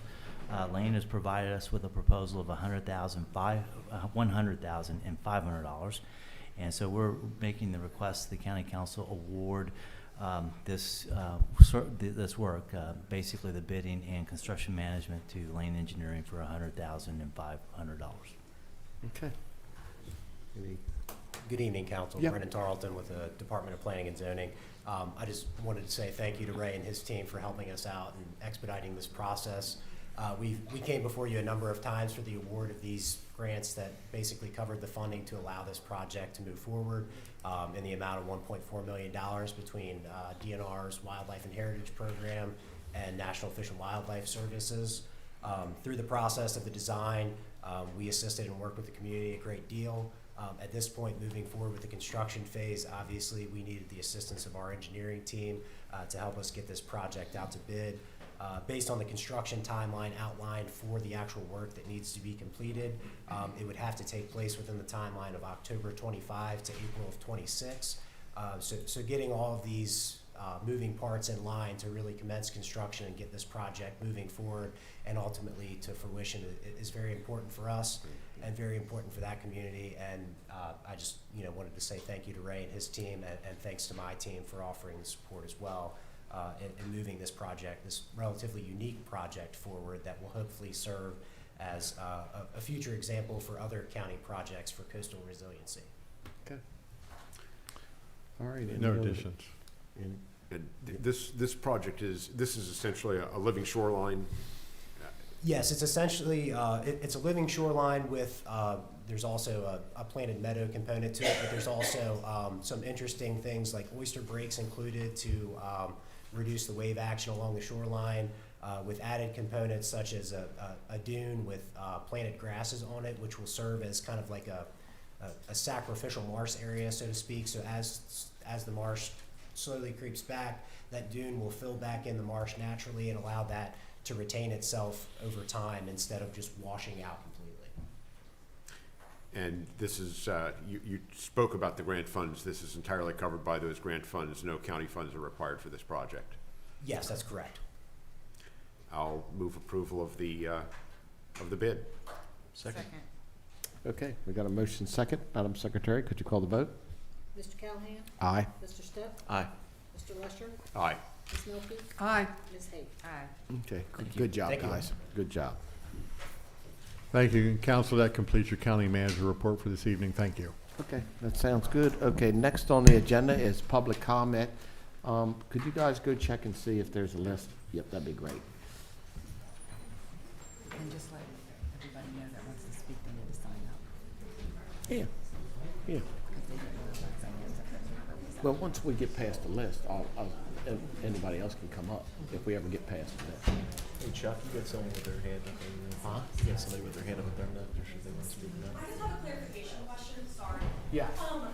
Based on the earlier vote, the vote for the resolution that Councilman Stepp brought forward is not going to be voted on tonight, it'll move to a further meeting, correct? Correct. Okay, great. Correct. I just wanted to make sure. Thank you. Yep. So can I just ask one more question? So it's, Yeah. it's as Ms. Hayes had suggested, it's going to wait until we see how the federal thing shakes out to see whether it's necessary to revisit this again, or is it going to be, when will it be brought up for a vote again? We'll give you ample enough time when we feel the council feels like it needs to be put back on the table and come to vote. Okay? Thank you, though. Thank you.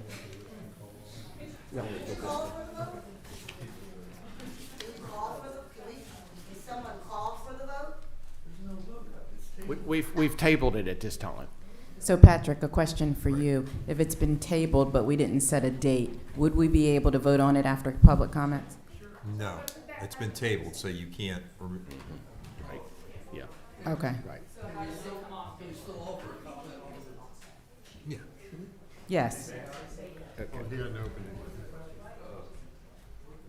Okay, are you first? Go ahead.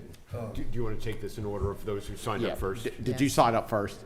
Pardon me? Did you sign up first? Oh, okay. Okay, yep, yep. No. He has a list. I've got a list, sir. I've got a list. And we'll provide And that we'll, and opportunity. we'll call you up. Okay. Okay. Okay. Clarification then? So if we have not yet signed up for public comment opportunity, it's no longer possible? No, I'm gonna No. give you time. No, I'm gonna call the, yes, sir. Yes, ma'am. I'm gonna call the list and then ask anybody else that wants to come up. Yep. Yeah, because Okay. they didn't know. That's They okay. didn't know that the list was outside. All right, no problem. No problem. So we Okay. All right. First on the list. Council President has opened this up for public comment. We do honor those who signed up in advance first, and the first name on the list is Ray Cario.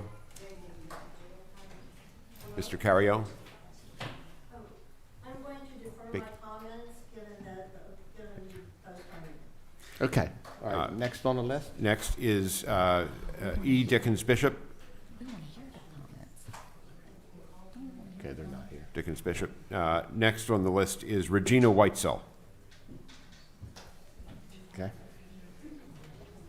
If not present, then next on the list is Rebecca Ellison. I was going to speak on this, but I did write you a lengthy letter. I would like to speak after this topic is over on a different topic, if that's all right. You can submit the letter too to us, unless you already have. I already have. You already have. Okay. This is open public comment. Yep. This is You're not bound by a topic. You can talk about anything you want. Yep. You can talk. Right. You can come on up. Well, some of you may know me. Rebecca Ellison, Oxford, Maryland.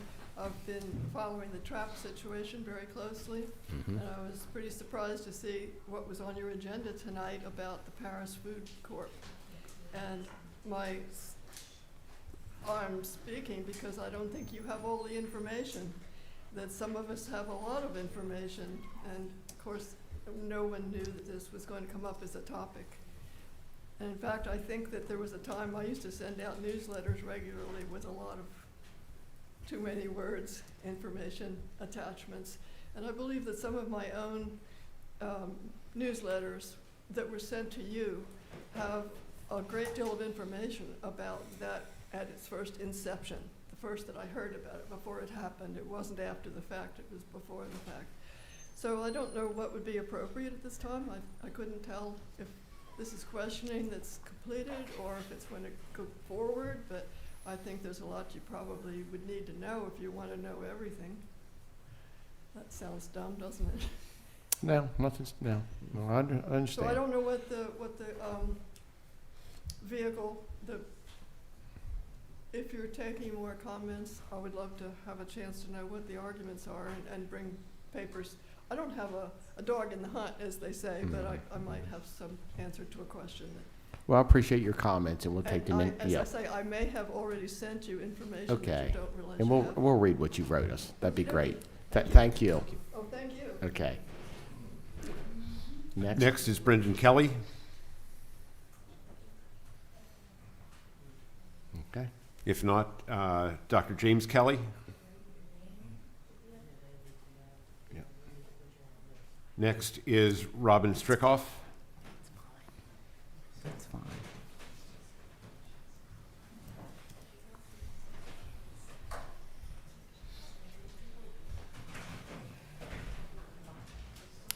Just a reminder, our clock's right there, okay? 3 minutes. I was going to say good afternoon, but it's really good evening. I know it, yeah. And thank you for this opportunity to address you. I really do appreciate it. Years ago, I was here in this chair, and at that time, your county manager reported on your diversity metrics. And there was congratulations, both from staff as well as from council members at that time. Wasn't that long ago. So I ask each of you, what has changed? I will be quoting from your diversity, equity, and inclusion statement. Do you no longer think it's important that, quote, every individual is valued? End of quote. Do you no longer value a work environment that fosters, quote, respect, understanding, acceptance of differences, end of quote. An environment, quote, that optimizes the quality of services to our residents. You acknowledge in your words that what takes place in a work environment transcends into the community, and in this case, to the services that's provided to community members. Why have a diversity, equity, and inclusion statement? Again, I defer to your incredibly visionary comments. Quote, the county must move forward toward a culture of diversity, equity, and inclusion, thereby increasing the consciousness and appreciation of differences associated with the heritage, characteristics, and values of many different groups, as well as increasing the respect for the uniqueness of each and every individual. End of quote. Your words, not mine. In closing, your words, quote, Talbot County expects employees to treat others with dignity and respect at all times, end of quote. So I ask you again, what has changed? What has changed in 5 years? Thank you. Thank you.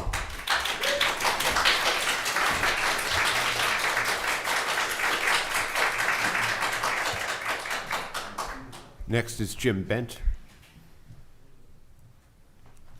Yeah, I don't think Jim's here. If not, next is Corey Pack.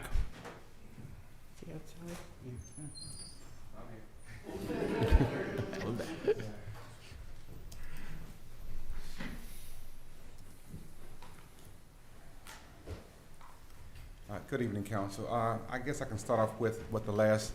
Could you introduce yourself, Corey? Introduce myself. My name is Corey Pack. I'm resident of Easton. I can take off right where the last speaker just spoke. You know, what has changed over the last 5 years here in Talbot County and with you all? I'm sure there's different people on the seats, and that's diversity at work here. But the diversity statement doesn't. It just memorializes, if you would, what the intentions are here in Talbot County to be respectful for each other. To make sure that those persons who are coming in our doors understand this is what we stand for. The fact that we asked the county manager to do a diversity report once a year as far as what each department may or may not be doing regarding diversity is just so he can inform you all as to what's going on within the various departments. You have a lot on your plate each and every day, each and every month, and I know that. So hearing that report just to inform you as to what's going on. If you believe in diversity, if you believe in a workforce that treats each other as well, why not put that into a statement for all to see? Regarding the funding thing that Councilman Stepp spoke about, I can't find it either, Mr. Lesher. I don't know where he's pulling that down from, but there's nothing that comes down. I've even spoken to your county manager about it as well, that says that you're going to lose any funding by having a diversity statement currently in place. So I think that's a moot point, a red herring, if you would, just to drum up action, but there's nothing right now that says that you're going to lose anything by having a diversity statement in place and by saying to your employees, we want everyone to treat each other fair and equal, and make sure that any new employees who may be considering Talbot County as a place to work understand this is what you stand for and this is what you will and will not accept when it comes to diversity and equality. So I understand that Ms. Haight tabling this and basically putting it aside for a period of time. I hope it stays there and just dies a slow death. I would like to see the beast killed tonight, but that's me. But anyway, I thank you for your time. I thank you for hearing me. Thank you. Appreciate it.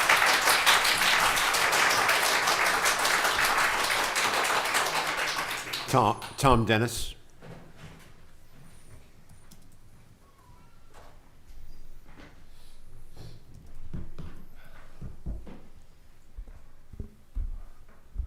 Thank you.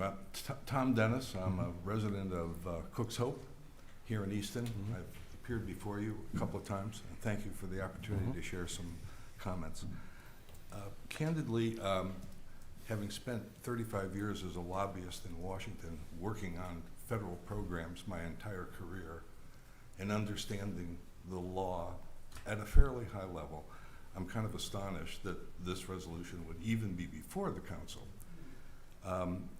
For some different reasons. Were this adopted today, and again, I'm not privy to any of the legal analysis that the county attorney may have provided in support of this, but in my opinion, we would be in violation of the Civil Rights Act, the Americans for Disabilities Act, and other programs that require, not just, they mandate diversity and inclusion. We're in, this is not a steady state we're in. This is a dynamic world that's been turned upside down. And if anybody here is so good that they could predict what's going to happen in federal law, boy, I'll be joining you. No one's that smart. I think the economic consequences here are astounding, because we could actually lose federal funding by having such a resolution adopted. So I would ask you to look at this not just from a legal point of view, look at it in terms of Title IX, Title VI, losing funding for schools. If you can tell me, Mr. Stepp, that you know that in fact any entity that has DEI language is going to lose federal funding, I'd be surprised. The economic disadvantages to the community here need to be assessed. And I would hope that you would provide to the public the legal analysis that supported this, including the points I've referenced regarding federal funding. And with respect to the idea that this resolution cannot be brought up unless there are some different kind of rules regarding the procedures here under Robert's Rules of Order, that resolution can be brought back up, even though it's tabled, because you've already had another point of business decided. So if the council would like to take it up, you can do so, unless the county attorney tells me that you operate under a different set of rules. Anyway, thank you for the opportunity to comment. Thank you.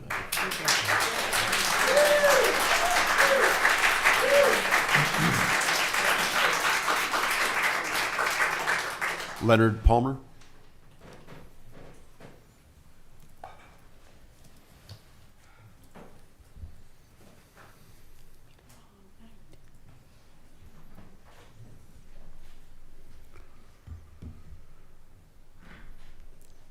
Good evening, Council. All right, good evening. My name is Reverend Leonard E. Palmer, Sr. I'm here to speak in regards to the diversity statement. I don't know much about the economics, but I do know much about the personal. If you say that you value individuals when the economy is good for you, and then you say, I'm not sure about how much we value when the economy is bad for you, do you really value the individuals? As a pastor, no matter what anyone says to me or what anyone does to me, I have a duty to seek the Imago Dei, to see the God within them, to respect them, for they are all created by our Lord and Savior. The value we put on another's life is the same value we should ask ourselves what we like to be judged on and have our lives placed. What amount of money is worth your dignity? What amount of money is worth? Tossing people aside as if there is no value to them. Just because our federal government might be out of its mind does not mean that we have to be as well. I hope that we can look at each other and see the value of our differences, the value that we all bring to the table. And even if we disagree, does not mean that we have to be disagreeable. Thank you for your time.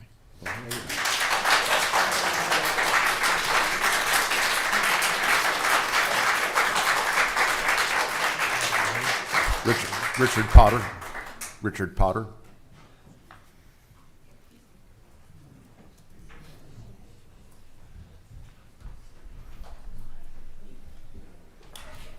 Good evening. Good evening.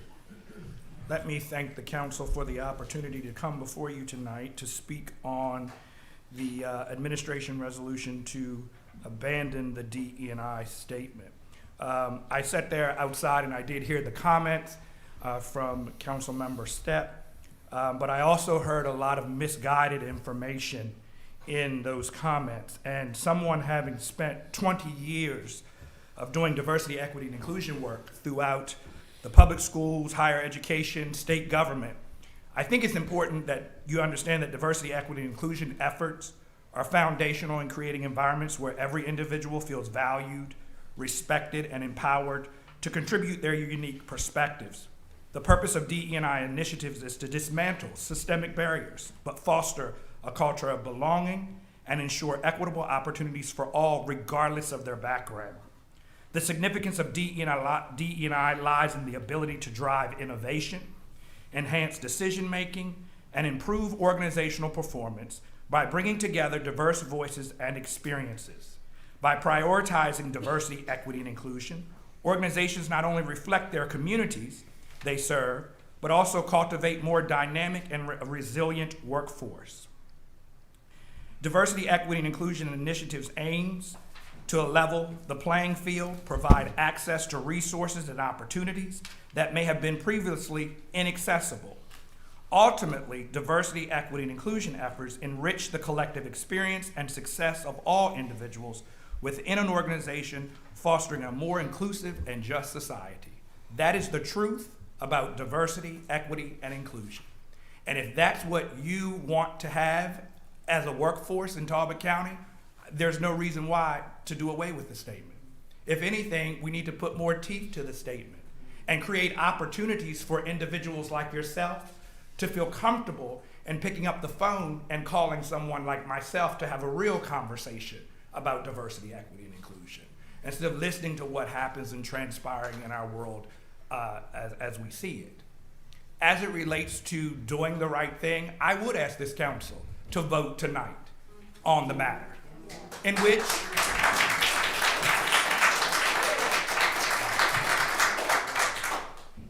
which it can be done. According to Robert's Rules of Order, the newly revised 12th edition, Section 34, the motion can be reopened if this council deems necessary. And based upon the information that we heard about the funding, the state of Maryland has already made the decision that they're not doing away with their DE&I initiatives. So if the state is not doing away with it, don't we think that they would be hit first with the funding before it gets down to Talbot? Most of our funding comes from the state. So the information that we gave tonight, let's have dialogue so that when you come back, you can present that correct information. Thank you, because I Mr. will be here to challenge the wrong information. Thank you, Mr. Thank Potter. you.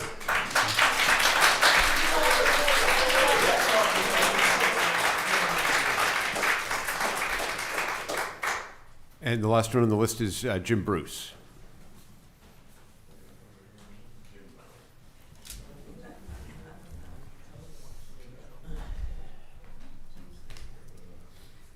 I'm Jim Bruce. I'm a resident of St. Michael's. The label DEI encompasses a wide array of programs, but the two county resolutions, by their words, are aimed that are proposed to be repealed. By their words, are aimed at a very narrow and laudable result: to improve the awareness of county employees about the diversity of those who live here, so the county can better serve the public. It's not about hiring. It's not about hiring employees who are diverse. Instead, it's to simply make those aware who are hired about the diversity of the county. That may explain why none of the county employees have objected under this issue. It didn't cover that. It wasn't about them. Some may believe that President Trump's executive orders require action by the council to eliminate all DEI programs. They do not. Constitutionally, the president has no direct jurisdiction over our county council and its DEI resolutions, especially with a mere executive order. Congress has not changed any law on DEI. Maryland state law has no mandate for diversity. They leave it up to the counties. And so if it's in your discretion as to what you do, if you repeal these resolutions, it will be seen as a very deliberate volitional act, not as a result of any mandate. Further, even if President Trump did have direct jurisdiction over counties, the orders on DEI, by their terms, do not appear to apply to us. They apply to the military, the federal agencies, and federal contractors. There is some application to federal grantees, potentially, but only to the extent that the grants funded are DEI, DEIA, or environmental justice programs since January 2021. In other words, the Congress, the federal government cannot appropriate monies to the states and counties, which they've certainly done broadly, and then yank them because there's some policy, some executive order that they didn't like. There has to be some connection between that executive order and what the money is that's being yanked. So what that really means is there's no reason to wait for the courts to resolve the legality of these resolutions, because whether they're lawful or not, they don't apply to the resolutions we have before us. So I urge the council to retain these DEI resolutions. Thank you. Okay, thank you.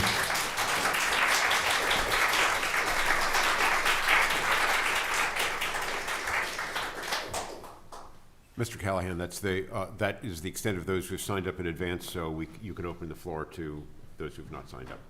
Okay, all right. Yes, sir, come on up.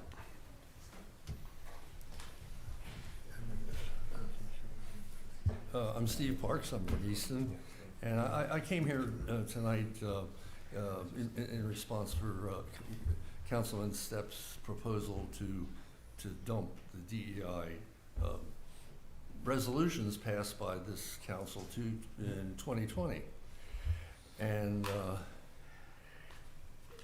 it seemed, I didn't know that also among your items for this meeting was, and I found it very ironic compared to the proposal to drop DEI altogether, that we recognized the Water's Edge Museum in Oxford for fitting in perfectly with the spirit of those resolutions.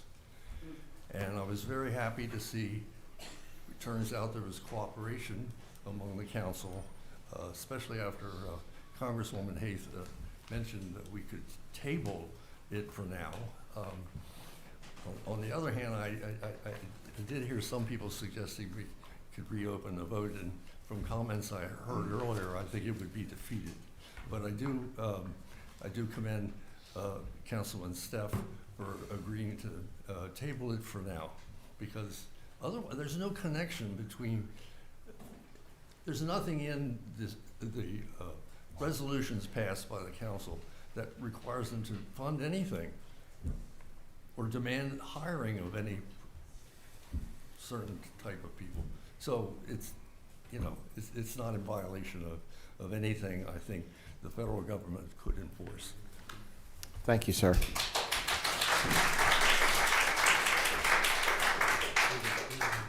This gentleman, would you like to come up? Yes, sir. Come on up. If somebody could move that chair for him, I'd appreciate it.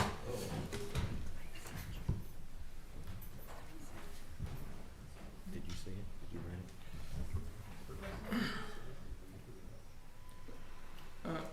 it? I've heard a lot here regarding the practical and legal implications of the decision to remove the diversity statement. Would you like to introduce yourself to sorry, yeah. My name is Ian Lopez. I'm a citizen here, born and raised.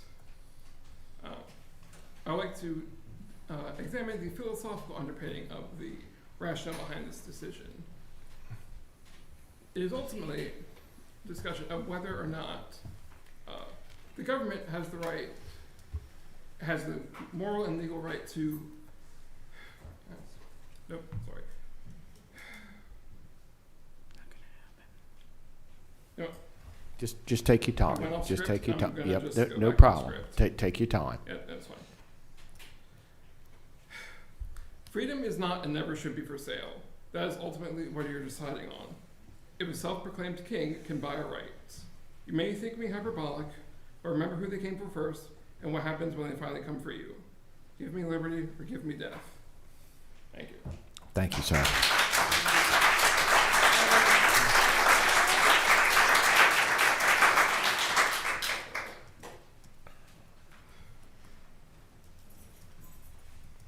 Okay, next.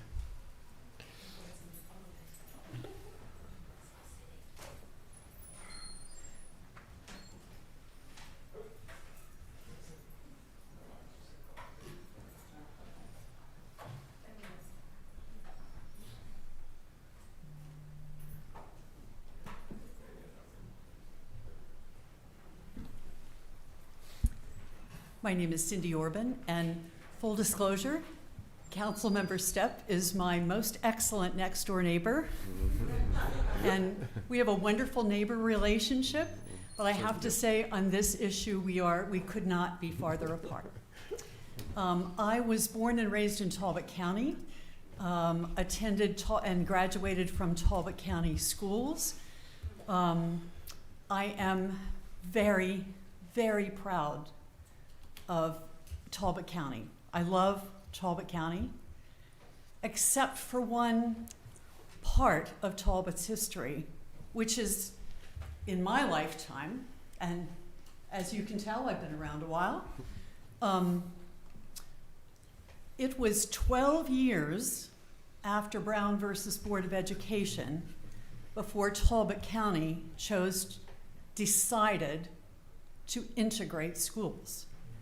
That was my sophomore year in high school. So I grew to be that old without having the benefit of black men, young and young women in my class to get to know in those years. The second, I think, black mark on our county in this issue is the Move the Monument.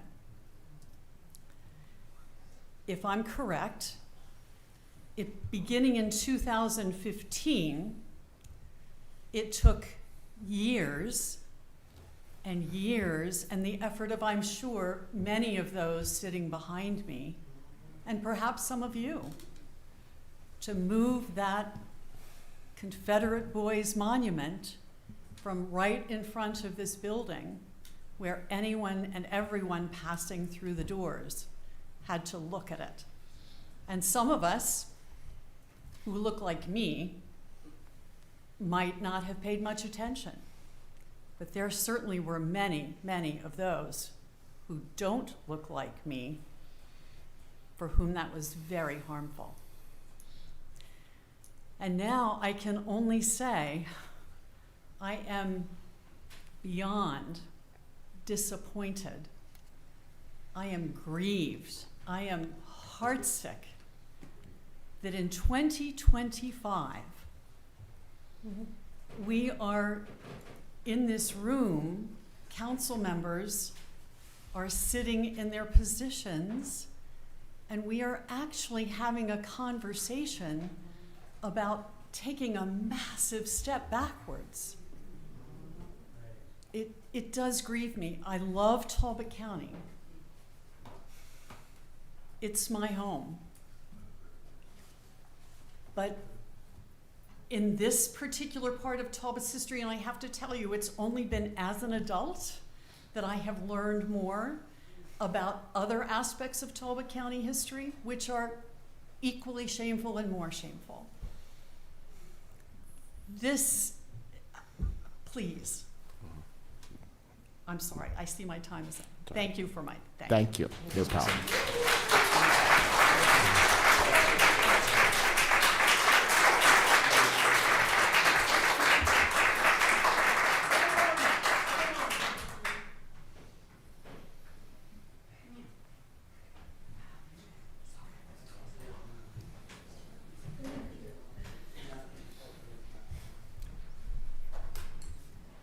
Good evening. My name is Megan White, and I will first start by speaking on behalf of Shore Rivers. As it sounds like from earlier, you are familiar with us, but we're an environmental nonprofit dedicated to the protection and restoration of Eastern Shore waterways through science-based advocacy, restoration, outreach, and education. And this includes... Could you slow down for us? Oh, yes, I'm so sorry. I apologize. I do talk very fast. Yeah, I know you do. Thank you. One of the values that we have reaffirmed the last few months is our commitment to environmental justice. And as you all have received a letter from myself and other members of the Talbot Equity Coalition, I just want to reiterate that letter and just one important aspect of that. DEI initiatives and programming has brought economic value and money to Talbot County. Shore Rivers alone has invested hundreds of hours and thousands of grant dollars into the natural landscape of Talbot County by planting trees, implementing stormwater management practices that were all grant funded by the state and federal government specifically for underserved and marginalized communities. We have been receiving DEI-related funding that has been going directly back into the community. This means that DEI goes far beyond just a statement. We want to make sure that as a county, we are reaffirming that commitment in all facets of what we do. Additionally, this was not mentioned in the letter, but I'm happy to send this brief to you all via email. But on February 13th, a legal brief from multiple states, including the Attorney General of Maryland, created a brief kind of guiding municipalities, nonprofits on what to do during this unprecedented time against attacking DEI. And there are three big conclusions that this brief mentioned.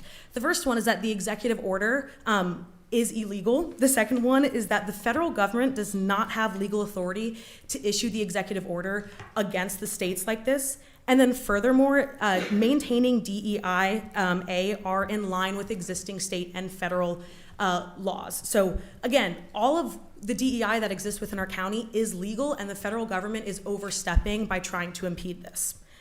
I also just want to take my last minute, take a step back and talk more personally. As a queer woman who lives on the Eastern Shore and lives in this community, I'm scared. I'm quite frankly terrified by all that is happening on a federal level. When people in my community or anyone is experiencing that fear on a federal level, they look to their communities for support. And quite frankly, as I've been looking towards my community, and by community, I mean the Eastern Shore, Talbot County, what I'm being greeted with is disrespect, rejection, exclusion. It is so important that this council reaffirms their commitment to DEI for people like me, for other marginalized communities, and show that they are valued members of this community. Thank you.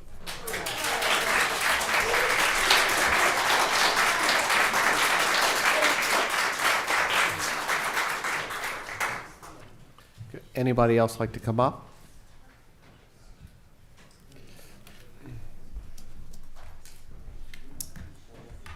Good evening.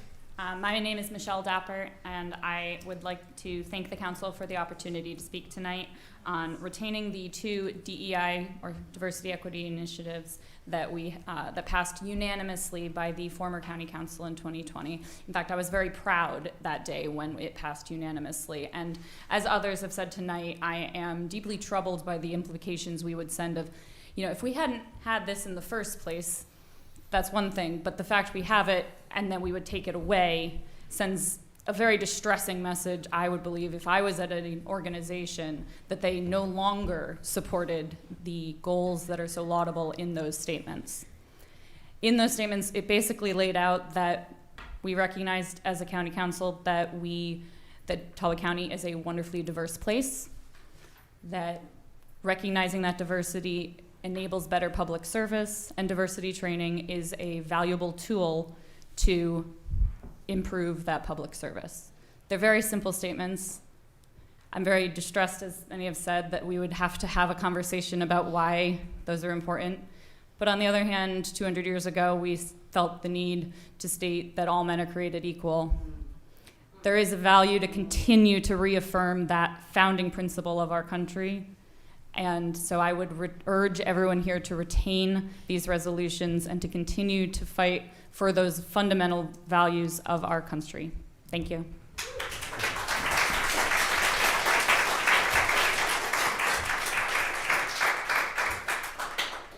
Okay.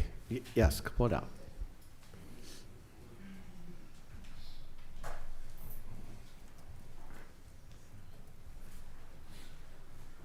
Good evening, council members. I'm Tina Gross-Jones. My pronouns are she and her, which I proudly declare.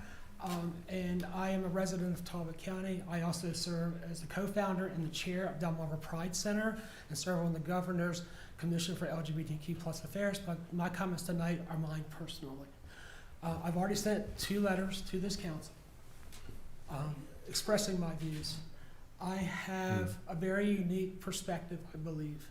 Being a transgender woman who has lived my entire life in this county, I have seen the benefits of the privilege of being perceived as a white, heterosexual, cisgender man. Because of those privileges, I have been called on by this council itself to serve on committees and actually chaired them for this county. I've also seen what happens when you actually express who you truly are. And you suffer job loss, and you suffer from wage losses, and you suffer from any invitation to serve on anything, to being excommunicated from churches. These are all things that happen.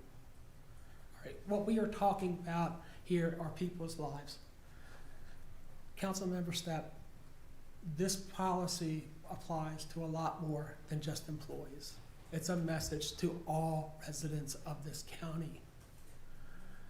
Don't be mistaken that by taking this away, you are going to put people in harm's way.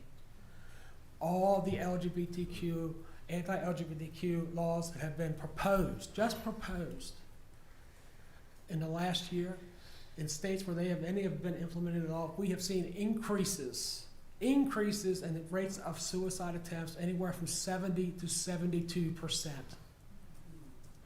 We are talking about people's lives. Please, think about this.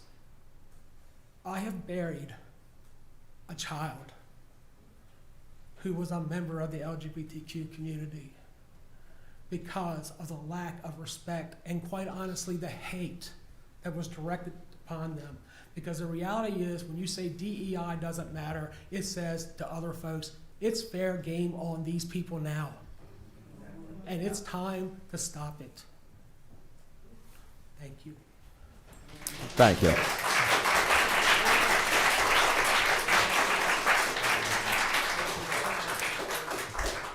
Okay, does anybody else like to come up?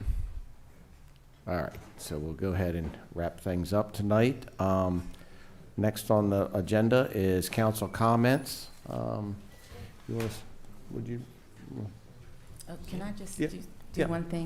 Yeah. So it is my understanding that we do not, well, I'm not going to say we don't operate by Robert Rules of Order, but Right. this specific item requires us to follow the rules of procedure, which we can suspend as council. So before we go into comments, Right. I want to make a motion to suspend the rules of procedure to bring the resolution back to the floor.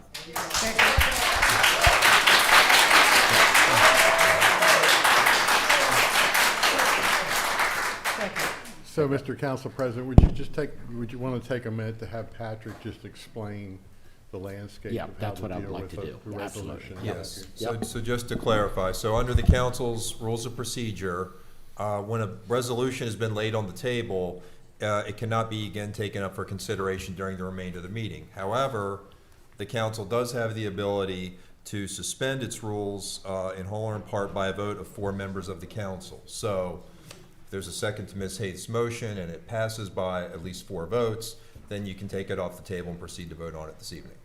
Otherwise, it can't be acted on tonight. It'd have to wait till another meeting. Okay. So we have to have 4. Yes. Yes, supermajority. We have the motion second. Okay, we've got a motion second. Madam Secretary, could you call the vote? Mr. Callahan? No. Mr. Stepp? No. Mr. Lesher? Aye. Ms. Milky? Aye. Ms. Hayes? Aye. Okay. Okay. Back on the floor. Okay, hey, hold up now. We're respecting you, you respect us, okay, please, okay? So we can put it on the agenda for the next meeting. It can go on the next meeting, right? I think that's what Dave was proposing. You want to do next meeting? If he's, yeah. I think, yeah. We can do it, yeah. Next meeting. As far as I'm concerned, it's still tabled. Right, yeah. So we'll do it next meeting? Yeah. Do it next meeting. Okay, we'll go ahead and bring this to the next meeting. So what we'll do tonight, okay, council comments. So just to explain that, next meeting, this item will be on the agenda, and it will go through the normal motions, and it would just be a regular vote, so a majority vote. March 11th? March 11th. 5 p.m. We're not going away.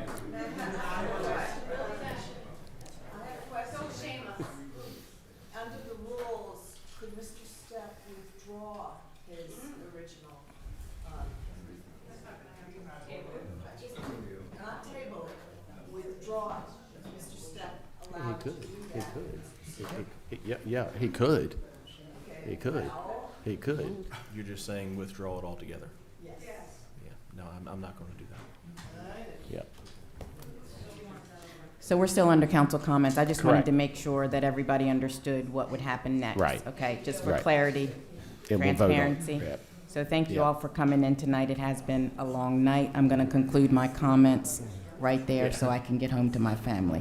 God bless you all. Thank you so much. Yeah. Yeah. I think I made my comments clear Okay. tonight. Okay. I just want to express my gratitude to the community for your engagement this evening, for your heartfelt words.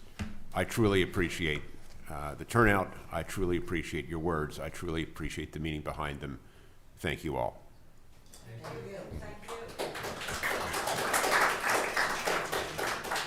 I'll just say the same thing to everyone. Thank you for coming out. Thank you for sharing your thoughts. That's how this is designed to work. Thank you. Yep. Okay. You want to go ahead and? You have nothing further? Nope. The County Council's next meeting will be held on Tuesday, March 11th, beginning at 5:00 p.m. The council will be convening an open session at 2:00 p.m. for a fiscal year 26 budget work session, and then adjourning into closed session is listed on the statement for closing that meeting. Excuse me, we're just still having a meeting here.